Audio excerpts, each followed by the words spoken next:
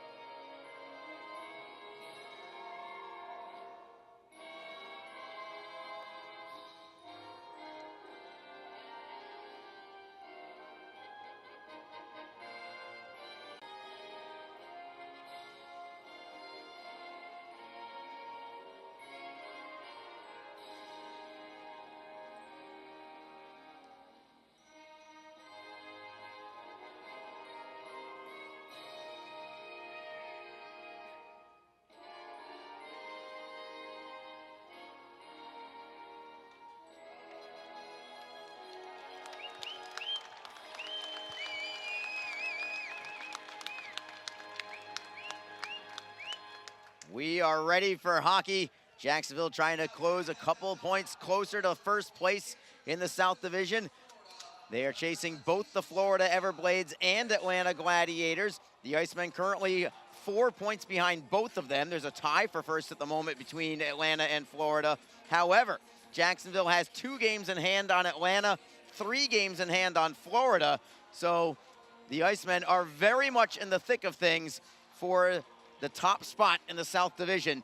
Atlanta is playing today, by the way. They host South Carolina, while Jacksonville has this one. Florida is idle.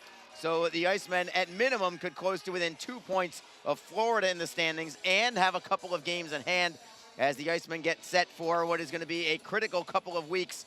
Really, they're all critical at this point now. The Icemen having played 54 games. There's only 18 games remaining in the regular season, including this one today. As for Greenville, they have won 6 of their last 8, and that includes the 3-1 defeat yesterday here in Jacksonville. They're playing much better hockey. They are playing desperate hockey. They're in 5th place in the South Division, still trying to scrap and claw their way into the playoff picture. The Icemen trying to prevent them from doing that. Puck is down, and the Icemen immediately have a 3-on-2. Howe can't handle the hot pass from Craig Martin. He'll keep it in the zone, however. Centering feed. Picked off by Greenville, tapped towards the line, held in by Jacksonville. Lynch will play it down low.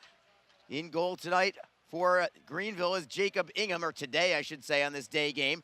First time he's faced Jacksonville all season. Now it's Greenville with a centering feed. Zimmer all alone, he will score. Just 30 seconds in, the Swamp Rabbits are on top 1-0. Great passing play from Greenville, and Max Zimmer puts it in by Charles Williams just 30 seconds into the game. And the Icemen will have to come from behind.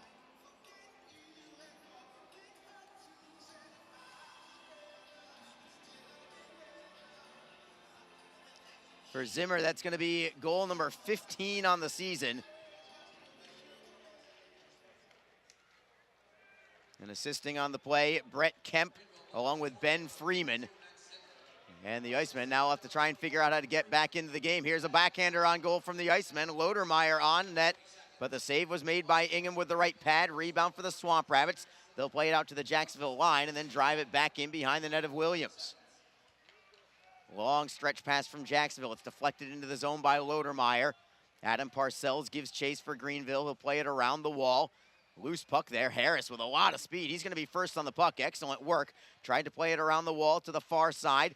Derek Lodermeyer double teamed on the play, but works it free. It comes to Harris into the left wing circle. Roshan Jaswal can't get the shot away. He'll play it underneath instead. Mikulchuk on it, and the Icemen will pressure in the offensive zone. Mikulchuk dropping it for Harris on his backhand. Stick handles, and he'll reverse it to the opposite side. Mikulchuk's going to be on the puck first. Overskated it, however, and Bryce Reddick will backhand it away to center. Swamp Rabbits get it back. They'll move it off the boards and out. Jacksonville back in control, but down 1-0 already, allowing a goal just 30 seconds in. The Icemen play it to center ice. Greenville forehanding right back into the zone. It's Zach Berzola on it for Jacksonville. Stops on a man, feeds it up the right side for Ethan Zapula. Zapula couldn't clear it out yet. Shot is deflected wide of the net. Greenville gets it back behind the cage, looking to play it towards the line, but it's knocked aside. Dallas Gerads gets it back. Now he'll reverse it to the left point for Baldwin. Baldwin playing it underneath. It goes by everybody all the way to the far side. It's golfed out by Hawerchuk. This is going to be icing, but Zapula trying to prevent it, and he will. Great speed there from Ethan Zapula to prevent the icing call. Greenville gets the puck, but I love the hustle there from Ethan Zapula, who's been a pretty good player for the Icemen since being acquired from the Florida Everblades. This is just his 5th game. 2 assists, including 1 last night in the 4 previous games, and now it's Jacksonville into the zone. Great backhand feed. Elmer with a backhander, and just getting a piece with the left arm was Ingham. From the blue line, another save by Ingham, this time off the blast from Verobe. Jacksonville will come in on the left wing side. Centering feed, picked off by Greenville. It is Zimmer airmailing it ahead, bouncing puck, look out, it goes straight to Freeman. Freeman to the backhand, off the post, and it stays out. Williams gave him almost no angle whatsoever, but the Swamp Rabbits with an excellent feed ahead, allowing Freeman to walk in alone. Now all alone is Kemp. He can't get the shot away. He'll try the bank shot. Williams will cover it up and take the face-off. It's been a strange start to the game because it seems like the territorial edge has been all Jacksonville. However, Greenville has had a couple of rush attempts, one of which has resulted in a goal, and the other in a breakaway that was stopped by Williams and then glanced off the post. Time of possession has been all Icemen, but the best chances have belonged to the Swamp Rabbits. And Jacksonville will have to watch that with the rush attempts from Greenville. Meanwhile, it's going to be offside against the Icemen as they tried to break out of their zone. Vlad Mikulchuk in ahead of the play. And the faceoff will be in the neutral zone. Greenville does get their leading scorer back, one of them anyway. Brett Kemp is on the ice for Greenville. Still no Liam Pecoraro, but Kemp is out there. Kemp just a rookie, but he's been fantastic for Greenville. 35 points in 28 games this year. He's only faced Jacksonville twice before today in the 7 previous matchups, so Jacksonville has actually caught quite a few breaks not seeing him that often this year, as he spent some time in the American Hockey League. It's Jacksonville through center ice. Harris has Lodermeyer. Lodermeyer onside. Pass is deflected, still in the zone. Trying to jam at it is Harris. He can't keep it in. Jacksonville gets possession back, however. Mikulchuk with a self-pass into the corner, left side of Ingham. Mikulchuk kicks it into the corner. Lodermeyer tries to work it free. Lodermeyer against Reddick. It comes to the blue line for the Icemen.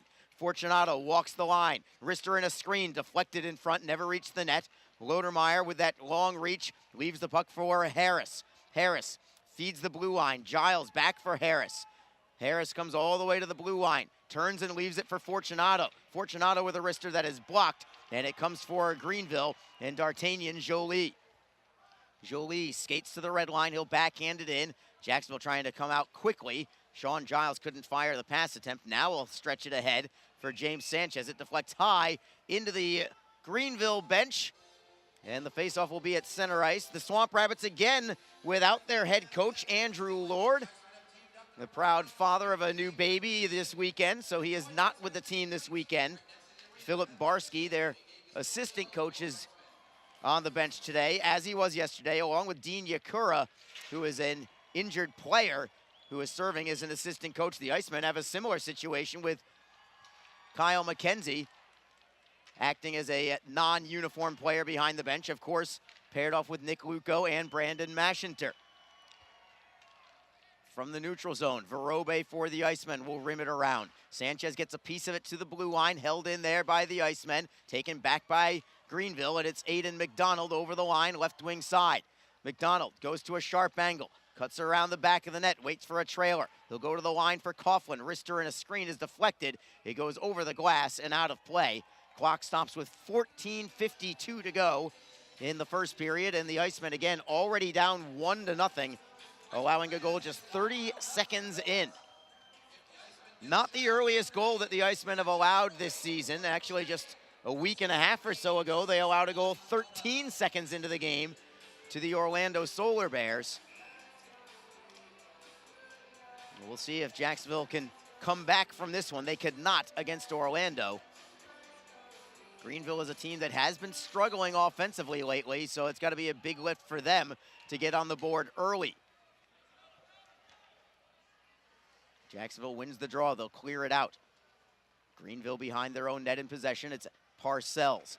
Off the wall, it gets deflected by Jacksonville, loose at center.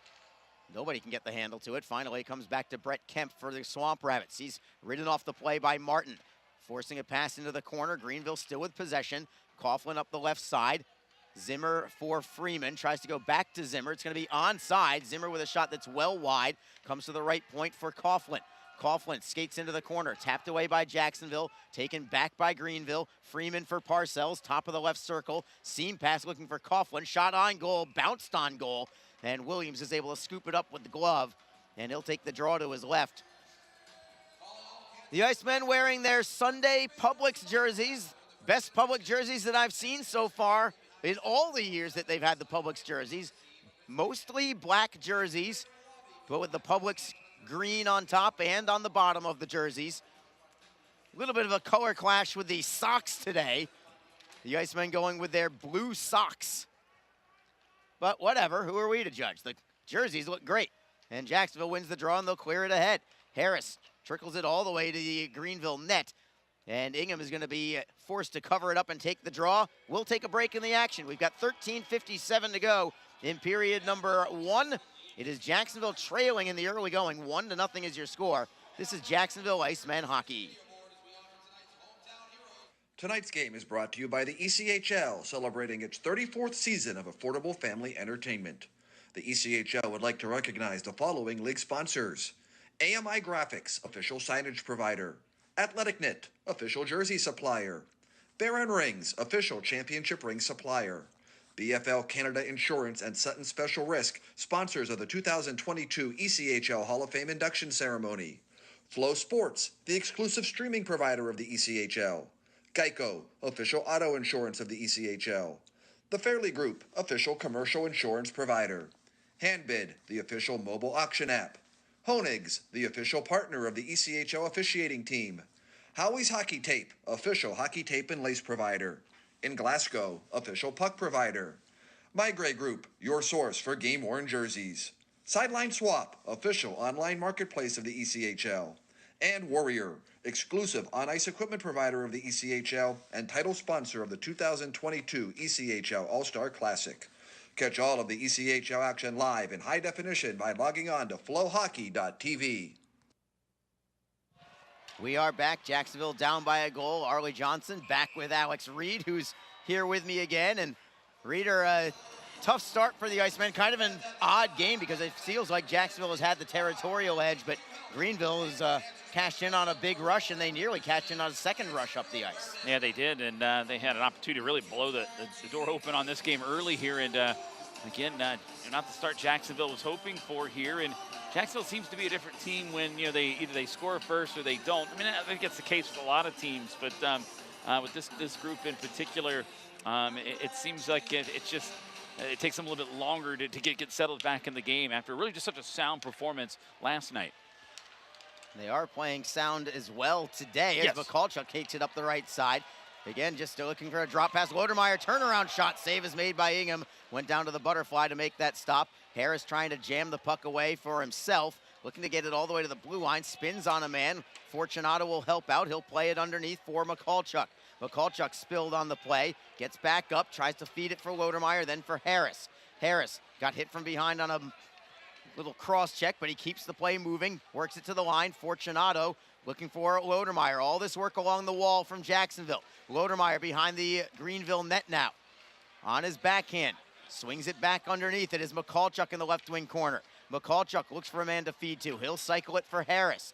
Harris looking to get some space all the way at the blue line. Goes around the world, steps on a man, cuts into the slot, feeds it to the left side. Jacksonville can't get the shot away as Giles had activated from the blue line looking for that pass. Giles holds it in along with the help of Lodermeyer. Excellent shift here from Jacksonville. Finally, a poke check from Greenville, and it comes out to center ice. But that's exactly what it's been like today. Yeah. Jacksonville with a territorial edge, but they just are not able to cash in, at least not yet. Another steal from the Icemen. Sharp angle shot is deflected. It goes off the glass, stays in the offensive end, goes to Zapula. Zapula has it deflected. A look out as it goes into the seats.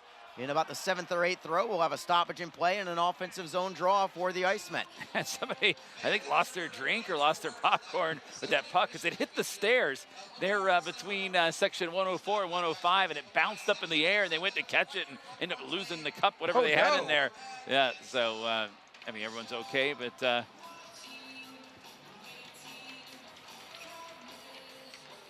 Icemen win the draw. Nice work by Victor Hadfield. He made his debut last night. Now it's Hadfield coming all the way into the offensive corner, leaving it for Sanchez. Power move to the net, forehand. It got deflected. He never was able to get it on goal. He was right on the doorstep, but Greenville was there defensively, and ultimately it is going to be covered up by the goaltender, Ingham. Yeah, it was a strong move there by Sanchez, but you're right. The Greenville was in front, and even his own man, Ben Howarchuk, was in front. He had to work around him as well. Again, you mentioned Hadfield, Arlie. Again, a great debut for him in an Iceman uniform. Had an assist and a +2 rating. Made a good first impression amongst many here in the building that last night. Icemen win another faceoff. Shot in the screen is blocked. Goes to Sanchez. His turnaround shot is blocked. Sanchez feeds it to the line. He can't keep it in. It's swept away by McDonald. Jacksonville gets it back at center. Zapula looking for Howarchuk, who got hit on the play. It was a good clean hit from Baldwin from Greenville, and the Swamp Rabbits take over. Beauchamp from center. He'll play it underneath the net of Charles Williams. Williams out of his crease to play it himself around the wall. Blocked by McDonald at the far side half boards. Taken back by Jacksonville. Comes to the line. Zapula loses the handle. Gets it back, though, for the recovery. And now it's Berzola cross ice. This is going to be icing against the Icemen. Berzola's passed too far in front of Ben Howarchuk. And the same 5 will have to stay on the ice for Jacksonville, while Greenville sends out their top line, and it appears that they are just an entirely different offensive team when Brett Kemp is on the ice. The Icemen have held him in check, but Reader, that's mostly because they haven't faced him very often this year. This is only the 3rd time in 8 games that he's faced Jacksonville. Yeah, they've mostly seen Fitzpatrick for majority of the contest, but Ingham, a guy that we saw a lot last year, it seemed, and he and Lathamman as well, I believe, another guy. But let's get a crack at him here today. And again, Jacksonville's done really well against Greenville overall this year, entering today. I believe it was at 6-1-1, I believe. 6-1. Yeah, 6-1. Yeah, 6-1. They've played very well defensively, especially. They've been especially stingy against Greenville. Jacksonville into the offensive zone. It is Lynch looking for Elmer. Elmer has to take it off the boards, but he does maintain possession. He'll try the opposite wing. Martin hustles after it against Lalonde. Martin takes the angle and keeps it working along the boards, finding Lynch. Lynch tried to get it to the blue line, knocked away. Icemen get a stick on the puck, but not enough to get possession. And Greenville skates to center ice. It is Zimmer tossing it high into the air to the Jacksonville end. The Icemen with a clean breakout. Lynch from center. Wristing it in on net, easily gloved there by Ingham. He'll hold on for the faceoff with 10:38 to go. And going back to Brett Kemp, the Icemen have held him in check. He has not scored against Jacksonville this year. He is their leading scorer, at least on the ice today, with 35 points in 28 games for him. Greenville did not offer a whole bunch offensively last night, but Kemp did figure in on the Max Zimmer goal 30 seconds in, along with Ben Freeman. And that is a line that the Icemen will have to address defensively, especially on those rush attempts, apparently, because they've already had a couple of them. Face off into the Icemen zone. Jacksonville with it. It is Verobe on the backhand. Can't set up his countryman, Vlad McCallchuk, and the Swamp Rabbits have it at their own line. Parcells gains center. He'll forehand it in cross corner. Verobe on the backhand. Shielding the puck with his body, knocks it free for Lodermeyer, bats the puck out of the air. It's going to be icing, however, against Jacksonville. Tough break there for Lodermeyer. He was just trying to knock the puck out of the zone and nothing more than that. He wasn't trying to ice that one at all. Just got all of it on that baseball swing up the middle. That's it. Result, though, an icing went all the way down there. And face-off come up here to left of Charles Williams. Celebrated his 30th birthday yesterday. Yes, 30, huh? That's a big one. The big 3-0. And the Icemen win it. Right off the draw, it's cleared out to center. Lolan tried to bat it ahead. Instead, he batted it into his own bench. And we'll have a stoppage with 10:04 to go in the first period. Shots on goal do favor the Icemen at 4-3.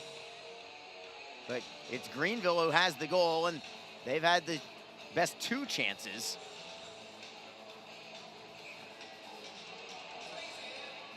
Sanchez on the faceoff for the Icemen. It's Anthony Beauchamp for Greenville. Beauchamp had the Swamp Rabbits' only tally last night.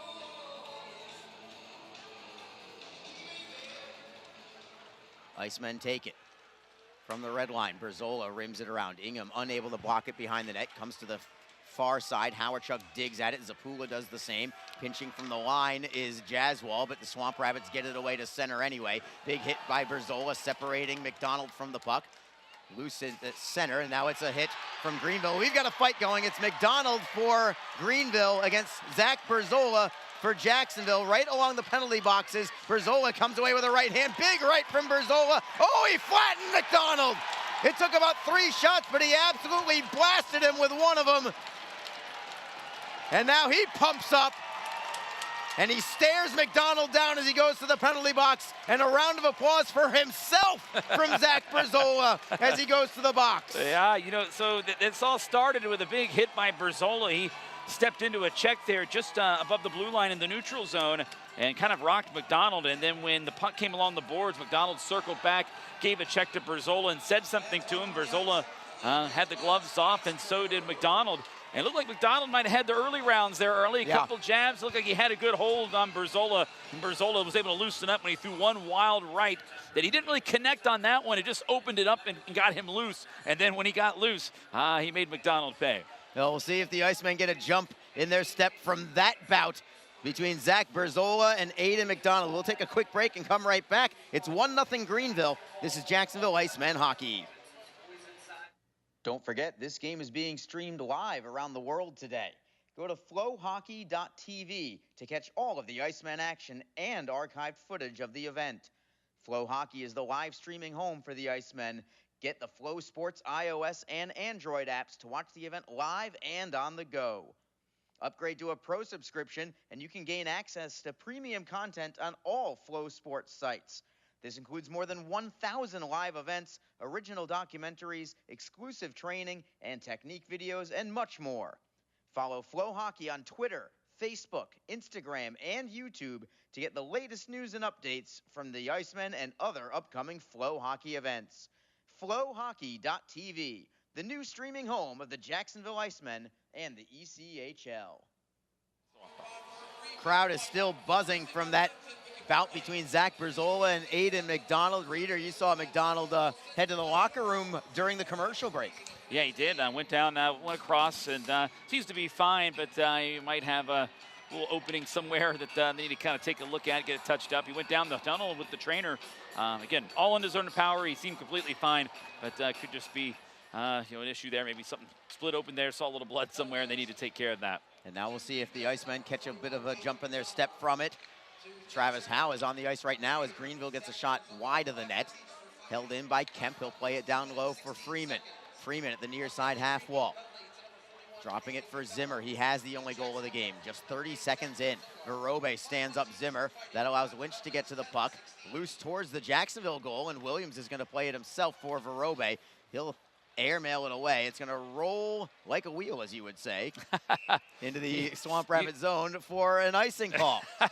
I'm glad you picked up on that, and I hope DJ Avicella, the voice of the Wheeling Nailers, is listening, because he would love the fact that you just pointed that out. So it's kind of a little inside joke running there, but I love it. He basically said the same thing.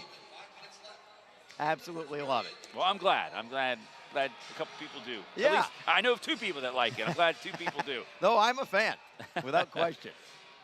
We're going to drop the puck again. Linesmen today are Brady Fagan and Logan Berkowitz. Berkowitz is the one who dropped the puck and said, no, let me do this again. Referee today, same as yesterday, John Lindner. We actually both thought that he did a pretty decent job yesterday. And when you say that a referee did a pretty decent job, that usually means that they were not impactful on the game. And I don't think he was, which is fine. Jacksonville gets the puck into the Swamp Rabbit zone. It rolls towards the blue line, but Greenville pokes it away to center. And the Icemen reset. Fortunato, good outlet pass. Martin for Howe into the zone. Back for Martin on the backhand. Ingham makes the save from a dead angle. Rebound for Russell, who plays it up the wall as Harris got tripped up off the play, and now it's Greenville into the zone on the rush. Fanning on the shot, however, and Jacksonville plays it to center ice. Bouncing puck there. Parcells handled it nicely. He'll poke it back over the Jacksonville blue line, and the Icemen will start it up. Fortunato up the left wing, trying to find McCallchuk. It's batted loose by Greenville. Fortunato will give it another go. Stick handling out of his own zone. Cuts to the left. He'll gain center and rim it around. Ingham cannot block it behind the net. Comes around the boards all the way to the blue line for Giles for Jacksonville. Sean Giles, who had the GWG last night against Greenville, an early third period goal. Swamp Rabbits get the puck. They'll clear it out. In control is Victor Hadfield for Jacksonville. Now a steal from Greenville. Good recovery there defensively from Craig Martin Sean Giles for the Icemen as he broke up that pass, and the Icemen get it to center and play it into the zone. Ingham out of his net. He will feed Baldwin this time. Baldwin up the wall, loose at center. Icemen got a piece of it. Greenville gets it back though. Kevin McKernan will flip it behind the net of Charles Williams. Yeah, just looking up Kevin McKernan here, and he and Fortunato got tangled up along the boards there. McKernan giving him a couple little shoves and a little friendly cross check in the back, and then they separated. They played together in college, so they know each other well, but it was just, gotta love the friendly exchange there. Greenville tries to clear out. They do. They get it to center ice, and they keep the puck as well. It is Freeman looking to move on Hadfield. An excellent defense there from Victor Hadfield, and that sends Jacksonville away on a three-man attack. Right side, it's Howarchuk onside. Wrist shot is blocked. It goes to the near side wall for Greenville, and Freeman will chip it away on the backhand. I like that play defensively, though, from Victor Hadfield. Bouncing puck now at center. James Sanchez collects it for the Iceman. He's by himself into the offensive zone. Trying to lift a stick is Elmer. He does get the puck free, and a great steal from Elmer. To the blue line for Fortunato. He's on his backhand. Tries to feed it into the bumper. Sanchez feeds it for Verobe. Verobe not in shooting position, but a great move around Kemp. Verobe to his forehand now. Centering feed knocked away by Greenville. It goes high off the glass, stays in play. Jake Elmer loses it to Freeman. Freeman can't clear yet. Elmer tries to glove it down to his stick. He will, keeping it moving along the wall. Getting a piece there is Fortunato. Fortunato cross ice. Verobe a one-timer, and a save is made. Verobe really has the range with that one-timer, and then off the play, Howarchuk in a do-si-do with Russell. The two of them just now get separated. We're down to 5:54 to go in the first period. Jacksonville still down by one. And a steal from the Icemen in the offensive zone, but it's stolen back by Greenville. They'll chip it off the glass, and they'll set up Quinn Foreman. Foreman will forehand in. Greenville with the pressure. They'll get the steal on the offensive end, at least briefly, but Giles knocks it away. Good touch pass to Lynch, three-man rush for Jacksonville, but it got blown up at center ice, and the Icemen couldn't even gain the zone. Now they do. Martin right side, cross ice. It is Hadfield, wrist shot, save is made, rebound cleared away. Hadfield bidding for his first goal in an Icemen uniform on a setup from Craig Martin. Icemen will skate through center. It's Hadfield again. His pass is blocked, but it goes right back to Sean Giles. Hadfield now on the right wing. Moving it ahead. It went off the linesman, and they're going to call offside against Greenville because it went off the linesman. And I think Logan Berkowitz is saying, my bad, it went off of him. And I wonder if play should have continued there. 5 minutes exactly to go in the first period of play. Jacksonville still down 1-0 in the early going. This is Jacksonville Icemen hockey. The Jacksonville Icemen offer discounted tickets for groups of 10 or more. Whether it's a company outing, a group from your school or church, or just a gathering of friends, the Icemen can help you set up a night of fun at a discounted cost. Other benefits include an intermission ride on the popular Fan Zam, a post-game group photo, or take a shot on net after the game. Ticket fundraisers are also available. For more information, contact the Iceman office at 904-602-PUCK. That's 904-602-7825, or visit us online at jacksiceman.com. Iceman Hockey, feel the freeze. Just be positive. Your Community First Mortgage champions make sure you get a great rate, a quick close, and can save you about $3,000 in closing costs. Apply at communityfirstfl.org. Community First Credit Union. Just be yourself. Federally insured by NCUA, Equal Housing Lender. Arlie Johnson along with Alex Reed with you. Jacksonville looking for a weekend sweep of the Greenville Swamp Rabbits, but if they're going to do it, they'll have to do it in come-from-behind fashion today. They'll allow a goal just 30 seconds into the contest. Max Zimmer has the goal from Ben Freeman and Brett Kemp. Jacksonville is out shooting Greenville 8-3. Since about the maybe 2-minute mark of the game, the Icemen have allowed just about nothing on the net of Charles Williams. Greenville did have one other great chance to make it 2-0 about 2 minutes in, but that went off the post. Now it's Williams with a save, just as I say that. Greenville gets another opportunity, but Williams is there to deny, and Jacksonville plays it to center ice. Bouncing puck knocked out of the air by Lodermeyer, back towards the Greenville line. McCallchuk with a shove at McKernan, but Alec Rawhauser picks up the puck for Greenville. Jolie at the blue line. Offside will be called against Jacksonville. Verobe got a piece of it, but it was over the blue line when he was able to tap it back into the zone, and on this whistle, Zach Berzola comes back out onto the ice and gets some stick taps from his teammates, and very well deserved for that. Brandon Maschenter actually comes in there, gives him a fist tap and a pat on the back. And if you're getting it from Mash, who knows a thing or two about dropping the gloves, Yeah. then you know you've done something right. Yeah, absolutely. And again, that was just a good tilt there, and that was a good job that time by Zach Berzola. If anything, just giving his team a little bit of a spark here that was probably needed at this point. Ethan Zapula is going to get separated from Dallas Gerads. Oh, they're just taking Sanchez off of the draw. They just didn't want Zapula paired off with Gerads on this face-off, I think. Neutral zone draw. Jacksonville wins it. And they'll play it into the Greenville zone, but the Swamp Rabbits right back out. Giles on the puck for the Icemen. 4:11 to go in the first period. The Icemen trail 1-0. Indirect feed for Zapula at center ice. Nice pass for Sanchez. He's into the zone. Beats his man wide, then button hooks at the wall. Feeds it to the line for Fortunato. Fortunato steps around a man. He'll close in behind the Greenville net. Stopping on a dime. Great edge work from Fortunato. Slip pass comes to the left circle. Hawerchuk with a wrister. That goes well wide. Comes off the boards for the Icemen, and Giles. Sean Giles behind the net for Zapula. Zapula shielding the puck with his body. To the line, it's Fortunato. Cross ice for Giles. Giles plays it off the boards for Sanchez. Sanchez at the blue line. Can he hold it in? Yes. Off the boards for Ethan Zapula. Zapula lets it ride for Hawerchuk. Great cycling work done by the Icemen. Hawerchuk. Puck jumped on him, but he gets it right back. Nearly got spilled on the play, but he still has possession. Hawerchuk now finally loses the handle, and Greenville will skate out. It is Freeman knocked off the play by Hawerchuk as he clears in, and the Icemen have it in their own zone. 3:09 to go in the first. Jacksonville behind their own net. It's Giles stepping away from Kemp. Kemp forces the bad pass at center. Loose in the neutral zone. Greenville is on it first. Kemp takes it to the blue line. He beats one man into the corner. Fortunato with a big hit. Giles with the same on Zimmer. And the Icemen end up with a loose change. Looking to play it up the right side. It is Jake Elmer. Elmer looking to go on the outside. Stick up high. Penalty coming. This is on Greenville.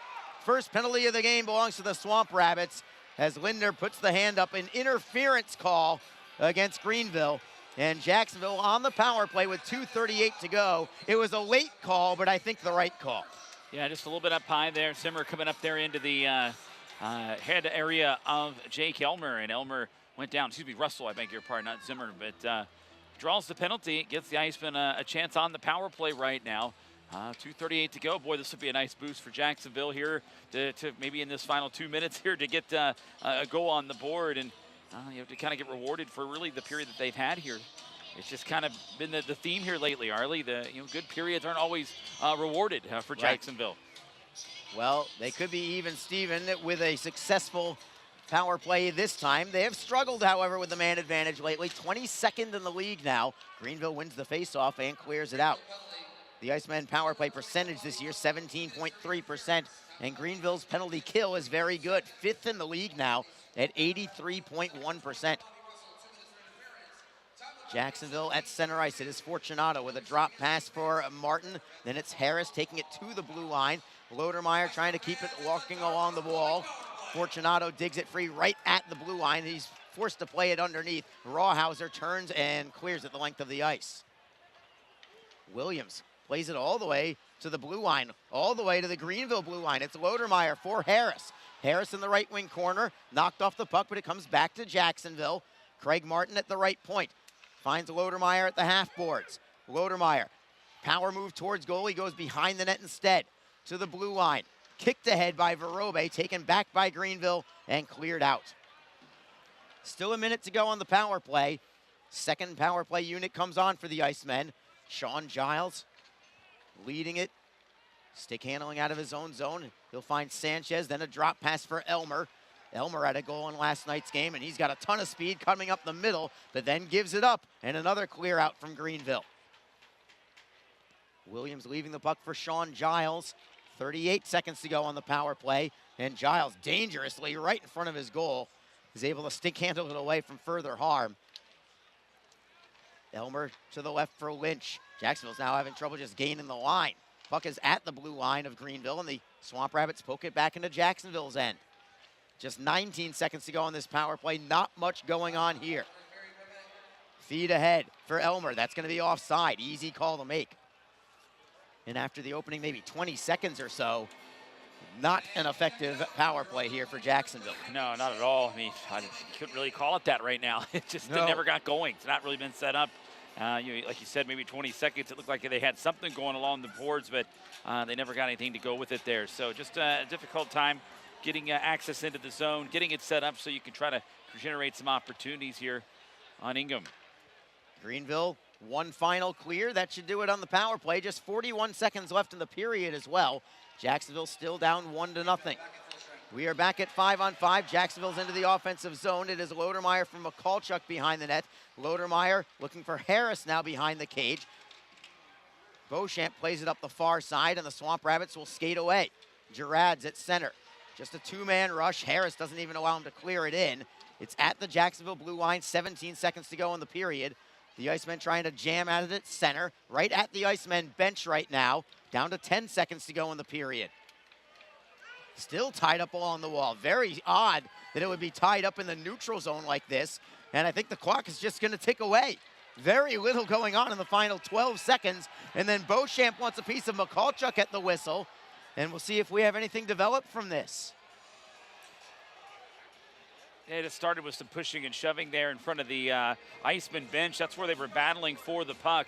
And it just seemed as if, as you guys knew that the period was coming to an end and the puck was kind of not really going anywhere, guys are kind of taking little liberties at one another, and each guy was kind of retaliating. So, again, a very situation that it could have brewed up pretty fast there, but quickly calmed down once the period ended.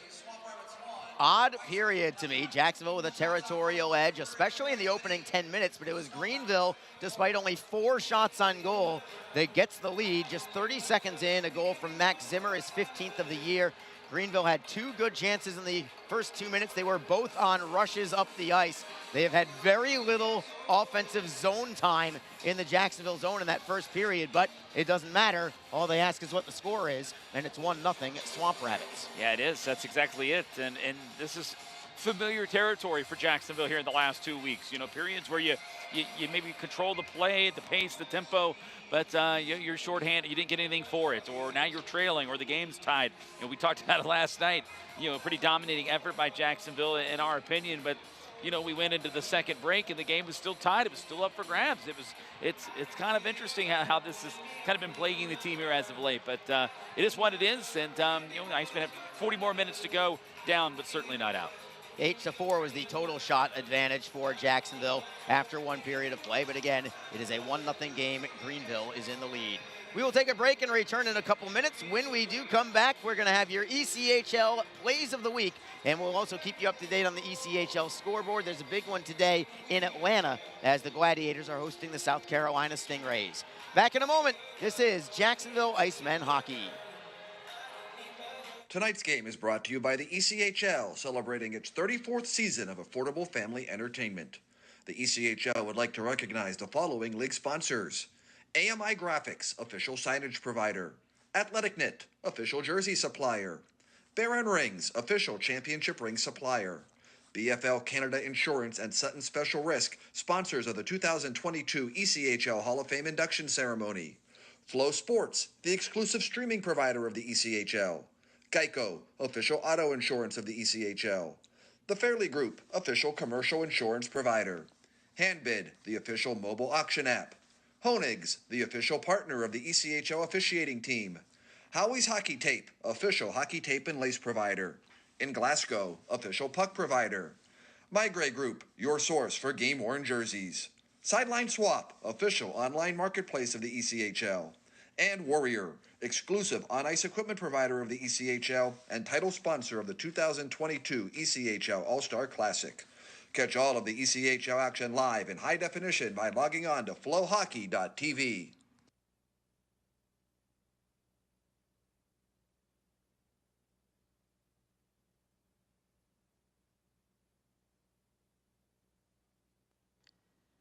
Don't forget, this game is being streamed live around the world today.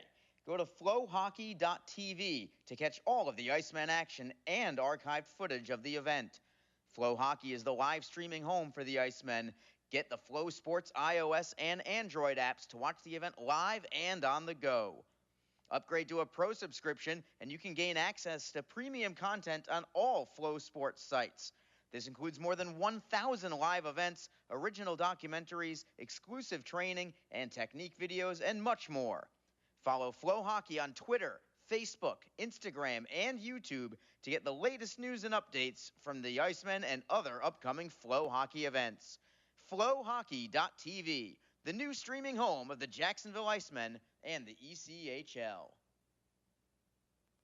Just be positive. Your Community First Mortgage champions make sure you get a great rate, a quick close, and can save you about $3,000 in closing costs. Apply at communityfirstfl.org. Community First Credit Union. Just be yourself. Federally insured by NCUA, Equal Housing Lender. The Jacksonville Icemen offer discounted tickets for groups of 10 or more. Whether it's a company outing, a group from your school or church, or just a gathering of friends, the Icemen can help you set up a night of fun at a discounted cost. Other benefits include an intermission ride on the popular Fan Zam, a post-game group photo, or take a shot on net after the game. Ticket fundraisers are also available. For more information, contact the Icemen office at 904-602-PUCK. That's 904-602-7825, or visit us online at jacksiceman.com. Icemen Hockey. Feel the freeze. Best Bet Jacksonville and Orange Park are open and excited to bring you the best in poker, simulcast wagering, cocktails, sushi, and more. Visit bestbetjacks.com for more information. Best Bet. Experience the best.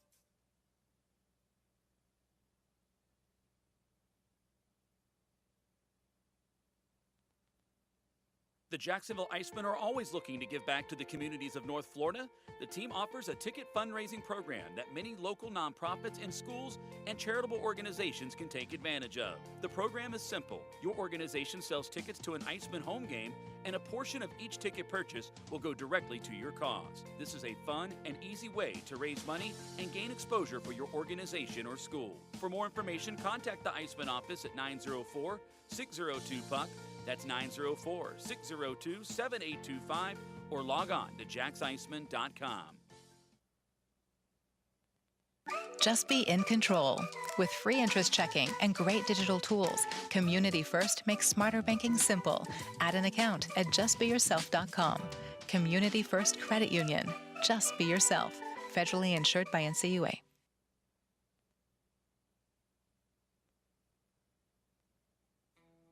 Hello and welcome to this week's edition of ECHL Plays of the Week. I'm Brian Gardner, the voice of the Rapid City Rush. The playoff push is well underway in the ECHL and is producing some exciting hockey, so let's dive into the best the league had to offer over the past week.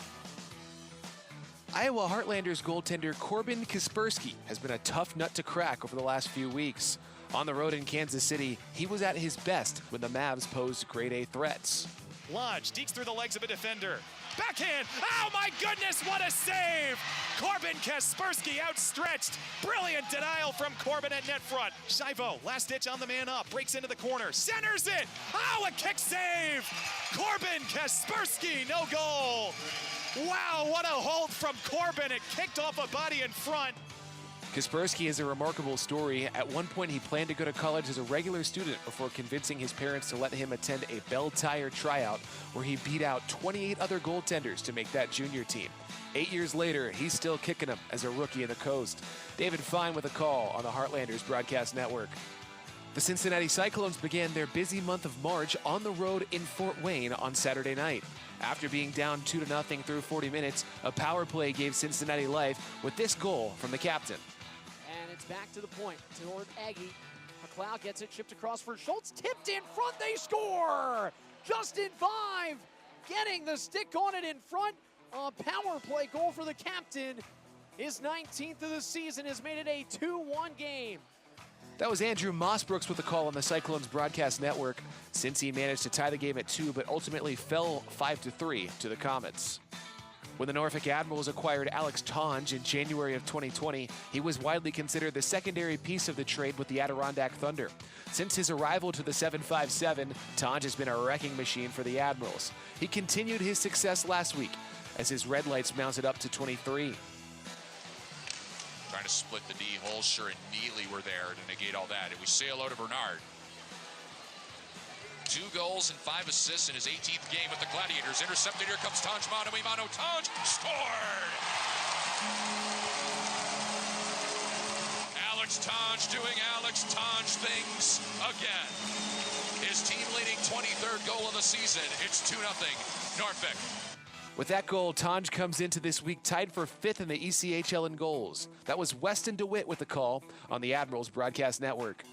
The Florida Everblades took the finale in a 3-game series last week against Greenville. On Saturday, forward Avery Peterson scored an insurance goal for the Everblades in the second period, as Florida went on to a 3-0 victory. Down low and around back of the net. Pendenza is there. Pass in front of the net. Backhander scores! Avery Peterson, and it's 2-0 for Florida. That's Mike Kelly on the Florida Everblades Broadcast Network. Wichita returned home on Friday night for the first time in 2 weeks. Trailing 2-0 late in the second, Peter Cronella scored this goal that got the Thunder back in the game. It came with less than a second remaining on the clock. 8 to go in the period. Here's a shot from Clark. That missed badly.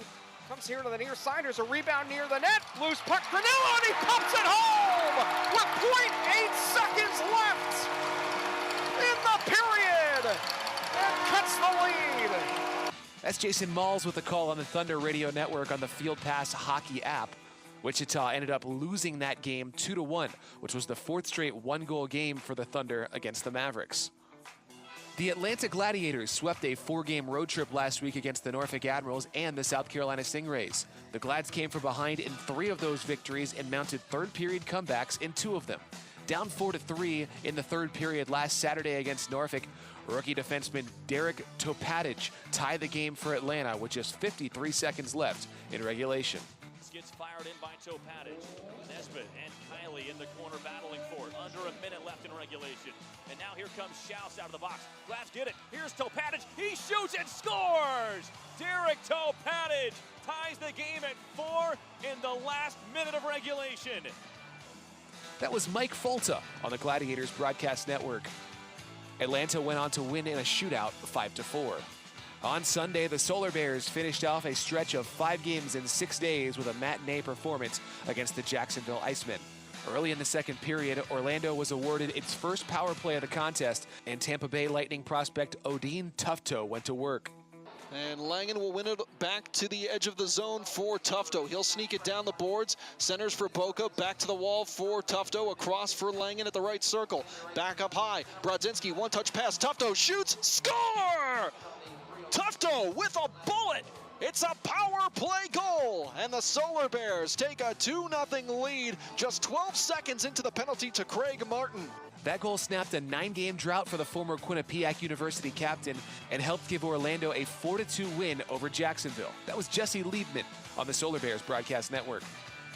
On Friday, Greenville Swamp Rabbits forward Max Zimmer was skating in his 100th professional game, and it took him just 14 seconds to find the score sheet for his 13th goal of the season. And our ice were underway here in game 2 of this 3-game set. As Newber sweeps this back and quickly gets a jab there from the 13 of Corbin Baldwin. Max Zimmer into the offensive end, holding, firing a shot, he scores! Max Zimmer, 14 seconds in, and the Rabbits lead 1-0. The Rabbits went on to shut out the Florida Everblades 2-0 en route to taking 8 out of 10 points on their road trip. That was Mark Shelley on the Swamp Rabbits broadcast network. The Maine Mariners and Worcester Railers faced off in a crucial series last weekend in Worcester with major postseason implications. Coming into their game on Saturday night, the Mariners and Railers were tied for the 4th and final playoff spot in the North Division. Worcester built a 3-0 lead through 2 periods, but Maine clawed its way back in the 3rd, scoring twice in the final 4 minutes to force overtime. In the final minutes of the sudden death session, Mariners forward Nick Master completed the comeback. Stops in the corner, Malatesta right circle. Jerry Leon a one-timer, and he dubbed that one. The penalty is expired, but Malatesta's got it in the slot, hands it off, they score!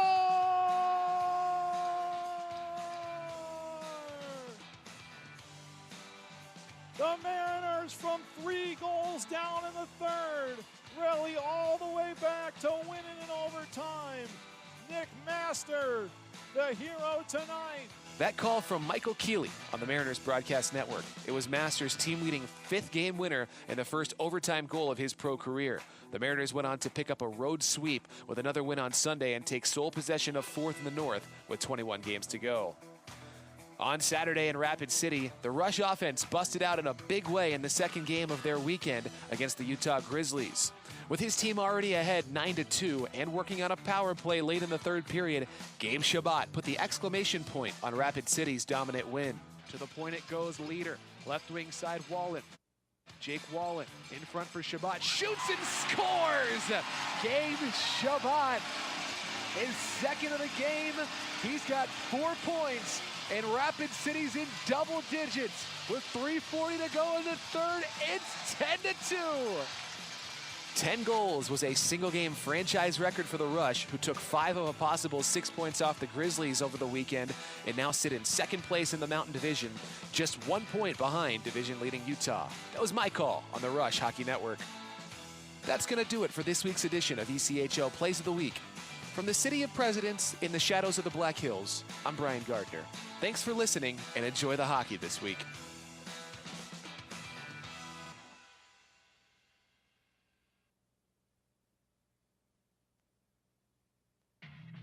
NHL players have amazing talent, and some of the very best developed right here in the ECHL. Beagles in, he scores! Now, follow all your favorite ECHL alumni every night on NHL Network's primetime hockey show, NHL Tonight. Both teams recognize how big this matchup is. Fire save by Dubin, rebound! Goosebump stuff. NHL Tonight, every night 6 Eastern on NHL Network. Hi everyone, this is Allie McDeal from the Best Bet Poker Rooms. Experience the popular Vegas-style game Fortune Pai Gow Poker. Both locations are now playing Face Up Pai Gow. It's more fun to play than ever. You could win up to $25,000 on a single $5 bet. Come play at either Best Bet location today. What is your role in the fight against cancer? The answer could be as simple as driving your car. For many cancer patients, getting to and from treatment is one of their toughest challenges. The American Cancer Society needs volunteer drivers to help provide transportation for people in your community. Through the gift of a lift in your car, you can help patients take one more step in the road to recovery. Get in the driver's seat in the fight against cancer. To find out more, call your American Cancer Society at 1-800-227-2345 or visit cancer.org. If you feel that passion is just a start, if you think practice is never over, if you believe speed limits are just for highways, and Saturday mornings aren't made for cartoons. If you try, fail, learn, laugh, repeat, compete, respect, and unite, then you belong on our team. Join now at team.ccmhockey.com. Just be confident. Community First makes smarter banking simple so you can relax, knowing you're managing your money the right way, yours. Visit justbeyourself.com. Community First Credit Union. Just be yourself. Federally insured by NCUA.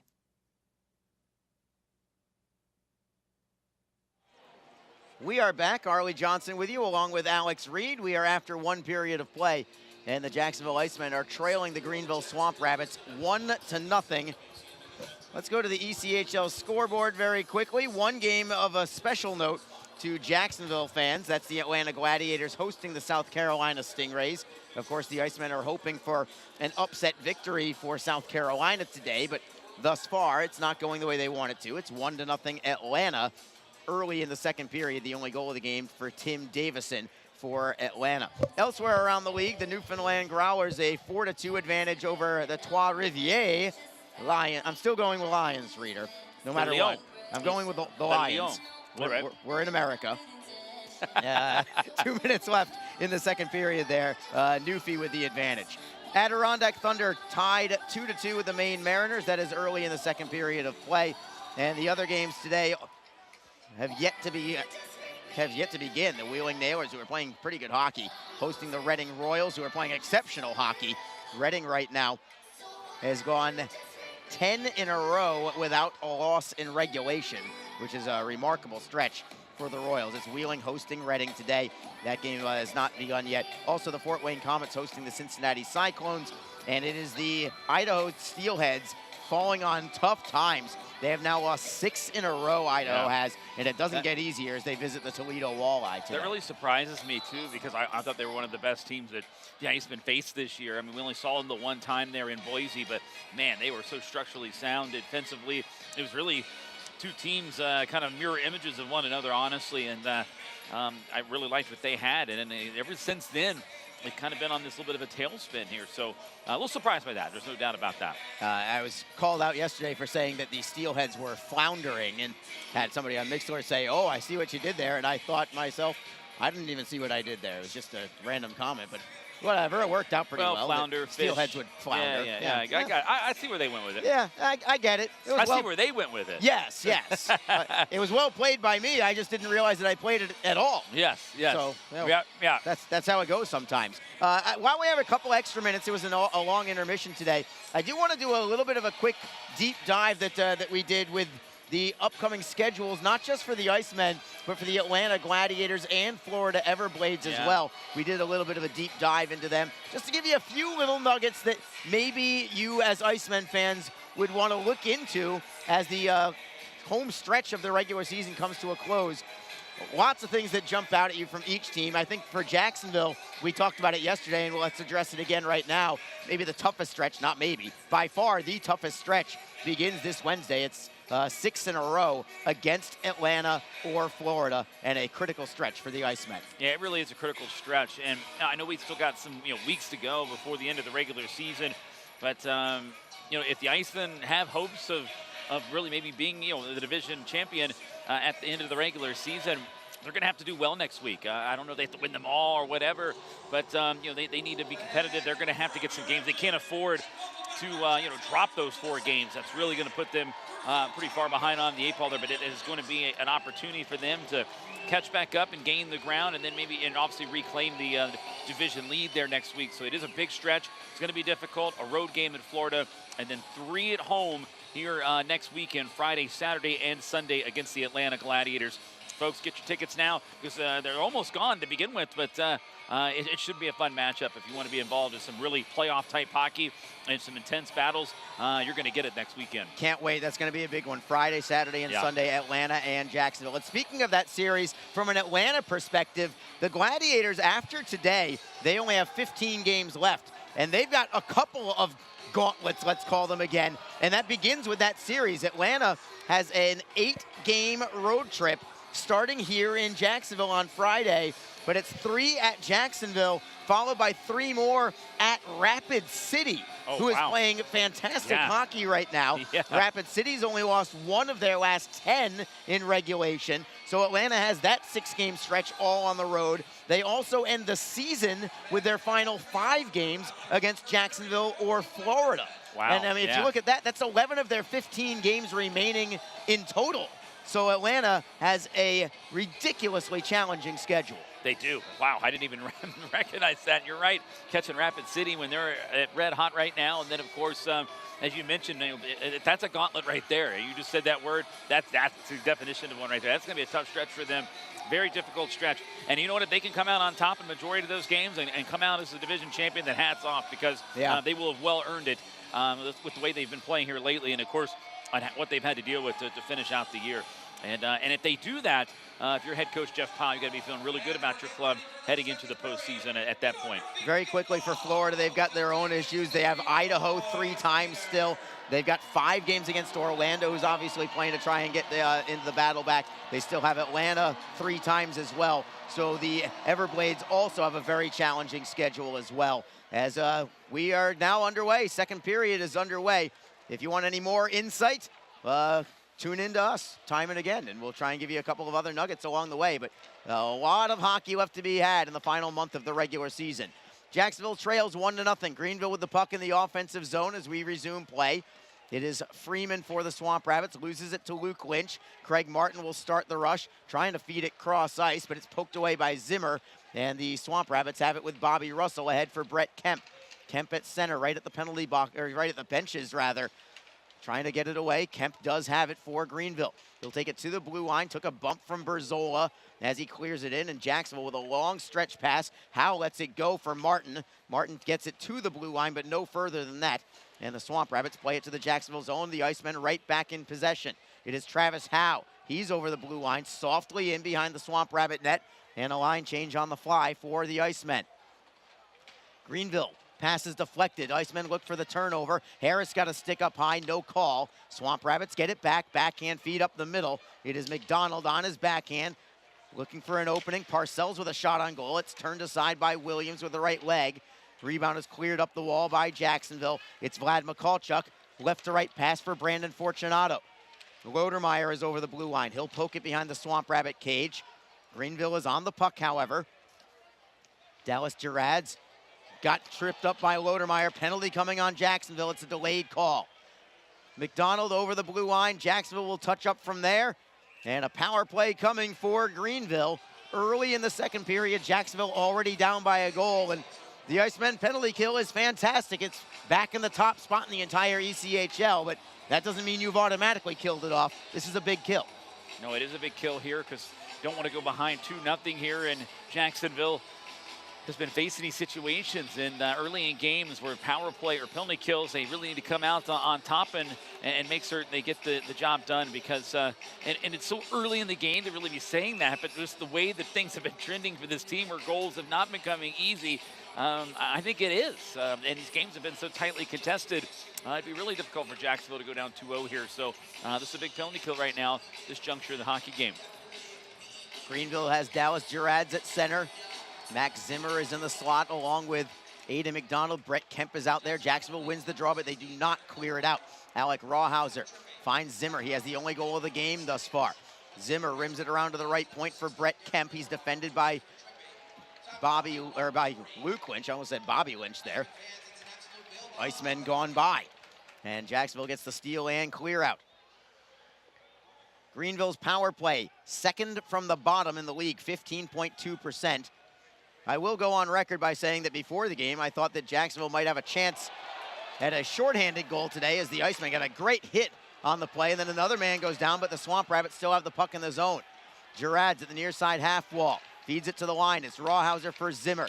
Cross ice look stolen by Jacksonville, cleared out. Mikulchuk will give chase, but Ingham is out of his net. He'll play it and feed it all the way to the Jacksonville blue line. Offside, however, against Greenville. Well done by the linesman there, Brady Fagan, because he saw Brett Kemp heading to the bench, and he hadn't gotten that foot over the dasher just yet. He still had a skate on the ice. So even though he was going to the bench, he was technically still on the ice, and Fagan was all over it. Hey, that was a great job there, because Greenville would have had an opportunity to, they had a couple steps on the Iceman defense. They would have had an opportunity to go down towards the net one-on-one with Williams. But again, he watched for that, where that skate was at the time that he crossed the line. And he was off. That was a great job by Brady Fagan.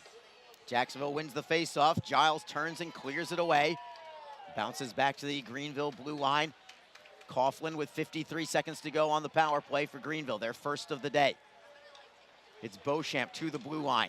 Great hit again by the Icemen. They're playing a physical contest. They can't clear it out yet. On the near side wall, Jolie collects it for Greenville. Indirect feed to the line. It's Coughlin back for Jolie at the left circle. Playing it into the corner for Freeman. Centering feed goes by Beauchamp, but it goes to the line for Reddick. Coughlin from the left point. Shot is blocked. Well done by Victor Hadfield, and he'll start the rush himself, skating it shorthanded. Over the blue line, it is Lynch. He'll play it down low. Got a stick up high as well. Lost his glove on the play. Actually, it's Reddick who lost his glove. Greenville's down to 14 seconds to go on their power play. Reddick from center ice. He'll chip and chase. Berzola beats everybody to the puck for Jacksonville. Behind his own net. Good feed for Ethan Zapula. Zapula for Jaswal. Back for Berzola at center.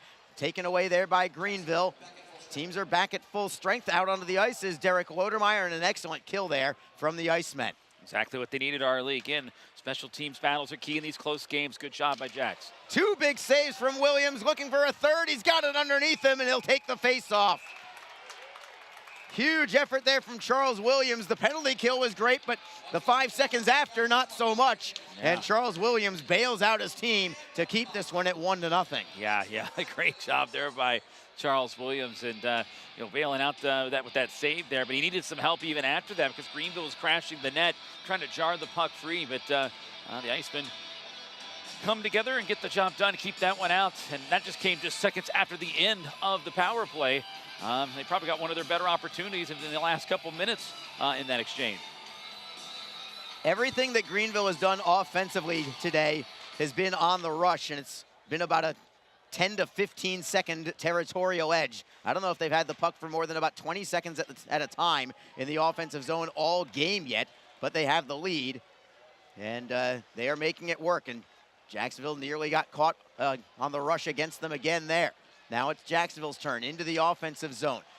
It is Zapula. Zapula steps around a man, leaving it for Sanchez at the right point. Fortunato on the backhand.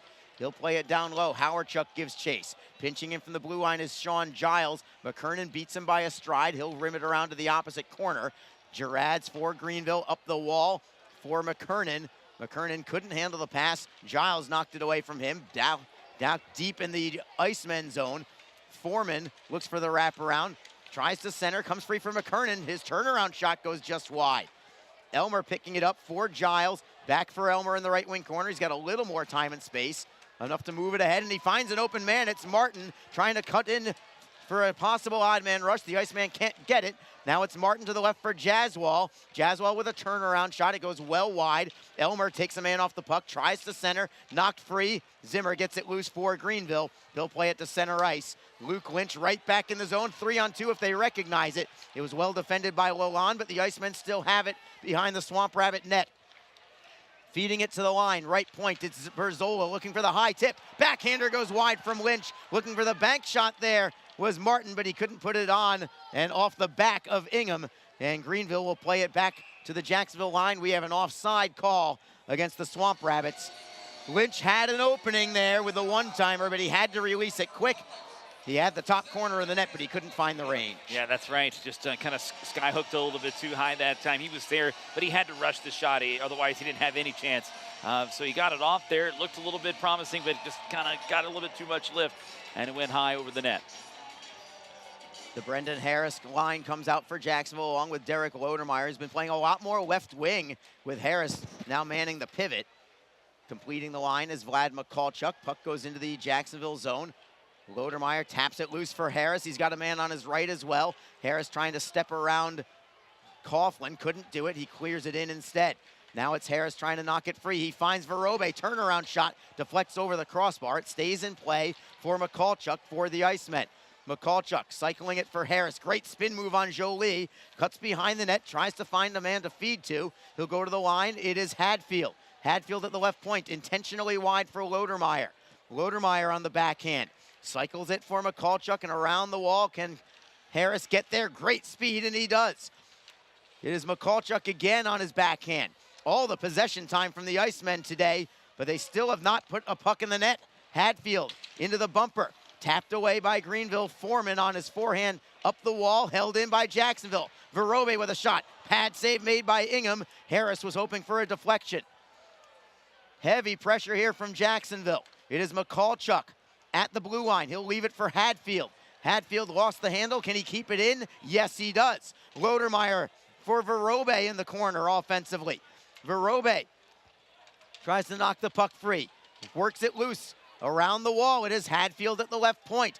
It's been in the offensive zone for over a minute now. Mikulchuk, near side wall for Lodermeyer. At the blue line, it is Hadfield. Finally gives it up. It goes off a leg and out to center ice. And now we've got a fight going as well. And it's Hadfield involved against Reddick. And Hadfield gets a right hand away. Did not see this one coming at all as they both go down.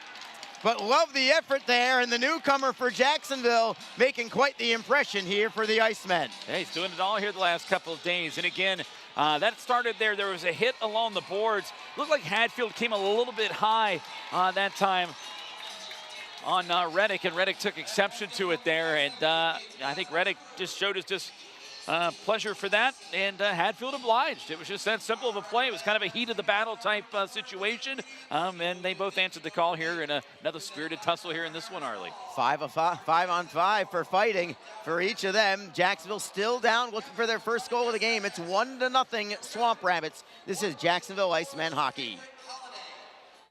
Tonight's game is brought to you by the ECHL, celebrating its 34th season of affordable family entertainment. The ECHL would like to recognize the following league sponsors: AMI Graphics, official signage provider; Athletic Knit, official jersey supplier; Baron Rings, official championship ring supplier; BFL Canada Insurance and Sutton Special Risk, sponsors of the 2022 ECHL Hall of Fame induction ceremony; Flow Sports, the exclusive streaming provider of the ECHL; Geico, official auto insurance of the ECHL; The Fairley Group, official commercial insurance provider; Handbid, the official mobile auction app; Honig's, the official partner of the ECHL officiating team; Howie's Hockey Tape, official hockey tape and lace provider; In Glasgow, official puck provider; My Grey Group, your source for game-worn jerseys; Sideline Swap, official online marketplace of the ECHL; and Warrior, exclusive on-ice equipment provider of the ECHL and title sponsor of the 2022 ECHL All-Star Classic. Catch all of the ECHL action live in high definition by logging on to flowhockey.tv. Jacksonville trails 1-0 mid-second period. Icemen play it into the Swamp Rabbit zone. Ingham played it at the goal line, nearly played it outside of the trapezoid, but he does get away with it. Jacksonville holds the puck in the zone, looking for the equalizer here. Rawhauser for Greenville. Up the wall, Girard spins away from Sanchez. He'll chip it off glass and out to center. Giles drops it down to his glove, got hit from behind, no call. Play is getting chippier and chippier as the Icemen play it to center ice, not out of the zone yet. Now we've got a whistle. What's the call gonna be? Now we've got sticks up high as Giles involved against Girard's, and we'll see if we've got matching penalties here as well. Give Greenville credit as well. They're playing with a purpose. We talked about the desperation that the Swamp Rabbits have right now. You know, every point counts for them to have any kind of hope of getting into the playoffs, and they're playing a spirited contest. Yeah, they did, and I thought they did last night. I mean, even though the Icemen dominated the game, I thought Greenville showed a lot of heart. They weren't going down until, you know, the very bitter end for them. And again, they're playing with a little bit of fight and spirit, and they need to. They're playing with that desperation because they are the 5th team right now. Right now, they're that first team on the outside. They are within striking distance, but they've got to get on a little bit of a run, Arlie. They don't control their own destiny, but they can help their cause if they can pick up points. And they know that, and they also know the time's running out because we're heading down really the last month and a half of the season here. Right now, what they also know is that they're going to be shorthanded. Max Zimmer got an extra penalty in that exchange, so it's going to be a power play for Jacksonville. Their second of the afternoon. The first one was not good. Let's be blunt about it. We'll see if they have a much better effort on this one. Jacksonville wins the draw. Right point. It comes to Fortunato. We're back to the right side. Harris fanned on one shot, plays it underneath. Lodermeyer tries to go between the legs to Martin, but it's picked off and cleared out by Greenville. Fortunato behind his net as the Swamp Rabbits get a quick line change. Fortunato dances around Beauchamp. He'll drop the puck for Harris. Harris flying through center ice, cuts to the outside, he beats a man, goes behind the Greenville net. Trying to clear it away as Coughlin. It's tapped free by Verobe, taken back by Greenville, and they'll clear it the length of the ice again. Jacksonville keeps the same 5 out there. Fortunato with 1:16 to go on the power play. Fortunato another drop pass, this time for Martin on the left side. Faking the pass, then he'll take it over the line himself. Verobe for Martin, plays it underneath. First on it is Greenville, another clear out. So not much going on this power play either for the Icemen. Second power play unit is now on for Jacksonville. 54 seconds to go on it. Verobe up the right side for Sanchez. Sanchez has Howardchuk with him. Sanchez tries to beat a few men, cuts it to the left side. He still has possession. He'll play it to the line. Tapped free by Greenville, but not out. Giles for Lynch. Top of the right circle, it is Lynch. Steps away from a forechecker, loses the puck briefly to Rawhauser. Trying to get it back is Howardchuk, but it's Greenville taking over. Parcells has a little space, and he'll play it up the left side, setting up McDonald. McDonald killing a little more time back into the Jacksonville zone. Elmer loses possession. Girard's behind the Jacksonville net, shorthanded, killing a little more time. Icemen look to separate him from the puck, but it's going to be a penalty on the Icemen, and that will do it. Holding against Jacksonville. And will be 4 on 4 for 11 seconds. Elmer into the box for holding, and a power play shortly on the way for Greenville. So it's going to be another penalty kill coming up for Jacksonville.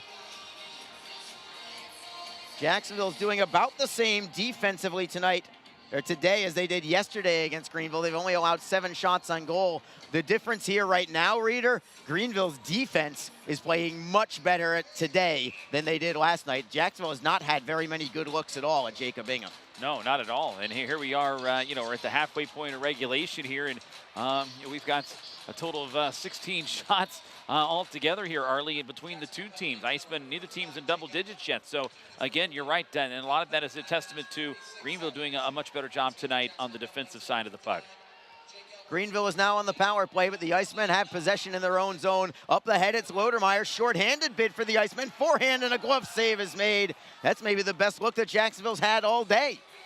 A short-handed opportunity for Lodermeyer. Yeah, that certainly was, and then there's that 10th shot up on the board, but it was a good look down the ice to find the open man, and it looked as if Greenville has had a little confusion. They were in the midst of a change. They wanted to get some power play personnel on that they forgot about Lodermeyer, and they were able to springboard him on that opportunity and did a great job there. Didn't try to get too fancy with it because they did get back. He was able to get a good shot off and force Ingham to make the save. Greenville still has 1:37 on this power play, their second of the day. Rawhauser skates out of his own end. Nearly lost it to Lynch. Now he does lose it to Howardchuk, and it's Howardchuk shorthanded for Jacksonville. Has Lynch with him, but offside is going to be called. Lynch was in ahead on the right. And the Icemen will take that neutral zone draw. Didn't look like there was much developing there shorthanded. And the Icemen penalty kill continues to be good. But at some point, they've got to find a way to get a goal as well. They've lost 3 times this season by 1-0 scores. And right now, that's where it is right now. I know there's a ton of hockey left in this one today, but the opening goal of the game was just 30 seconds into the contest, and there has been absolutely nothing since. Yeah, nothing at all, just 30 seconds in, and Greenville was on top just like that. And again, from there, it's just both teams have kind of been holding one another in check, at least in this second period more so. Again, we talked about how well Jacksonville played in the first, and didn't score. But here it feels like it's a little bit more evened out, Arlie. Swamp Rabbits with the puck in their own zone. Moving in on the forecheck is Howardchuk. Forces a bad pass at center, but the Swamp Rabbits get it anyway. Kemp to the blue line. It's onside for Zimmer. He has the only goal of the game. Zimmer for Kemp. Near side half wall, centering feed knocked away by Howardchuk. Here come the Icemen shorthanded again. Stepping in to help out offensively is Berzola. Howardchuk to the right side. It is Lynch trying to go to Berzola. Berzola behind the net, centering feed. Howardchuk couldn't get there. Nice work by the Icemen shorthanded, but now it's the Swamp Rabbits the other direction. Freeman, right circle. Cuts it to the backhand side, cannot get the shot away. Golfed ahead, and it's Jacksonville with it again shorthanded. Lodermeyer 1-on-1. trying to cut to the inside. Now it's 1-on-2. Doesn't have the opening, but he'll play it back. Smart play by Derek Lodermeyer to kill more time on the clock. Giles behind his net. Passes back to Lodermeyer. Stretch pass ahead. It is Martin who couldn't handle it. Martin shorthanded. The Icemen have had better chances shorthanded. And now it's Martin again with a drive. And it goes just wide to the short side. Lodermeyer taps it back into the zone. 12 seconds to go on the power play for Greenville. And neither team has had a good power play yet. Both of them are going to go 0 for 2 on the power play as the Swamp Rabbits play it into the zone. Jacksonville looking to get a man out of the penalty box, but the Swamp Rabbits have possession as we go back to 5-on-5. Now it's Elmer out of the box. He's going to be first on the puck in the offensive zone, but it's in the corner. Elmer skates behind the net, waits for help. Great move by Elmer. Waits for a man to throw to. Feeds it, and it goes to nobody. It comes all the way to the blue line. Still in the offensive zone, though. Fortunato into the slot. Giles, wrist shot. Save is made with the right arm by Ingham. Giles gets his own rebound. Elmer cross ice. Look out. It gets deflected into the Jacksonville bench. And we will have a stoppage in play with 7:46 to go in the second period. We'll take a break as the Icemen remain down 1-0. This is Jacksonville Icemen hockey. Don't forget, this game is being streamed live around the world today. Go to flowhockey.tv to catch all of the Icemen action and archived footage of the event. Flow Hockey is the live streaming home for the Icemen. Get the Flow Sports iOS and Android apps to watch the event live and on the go.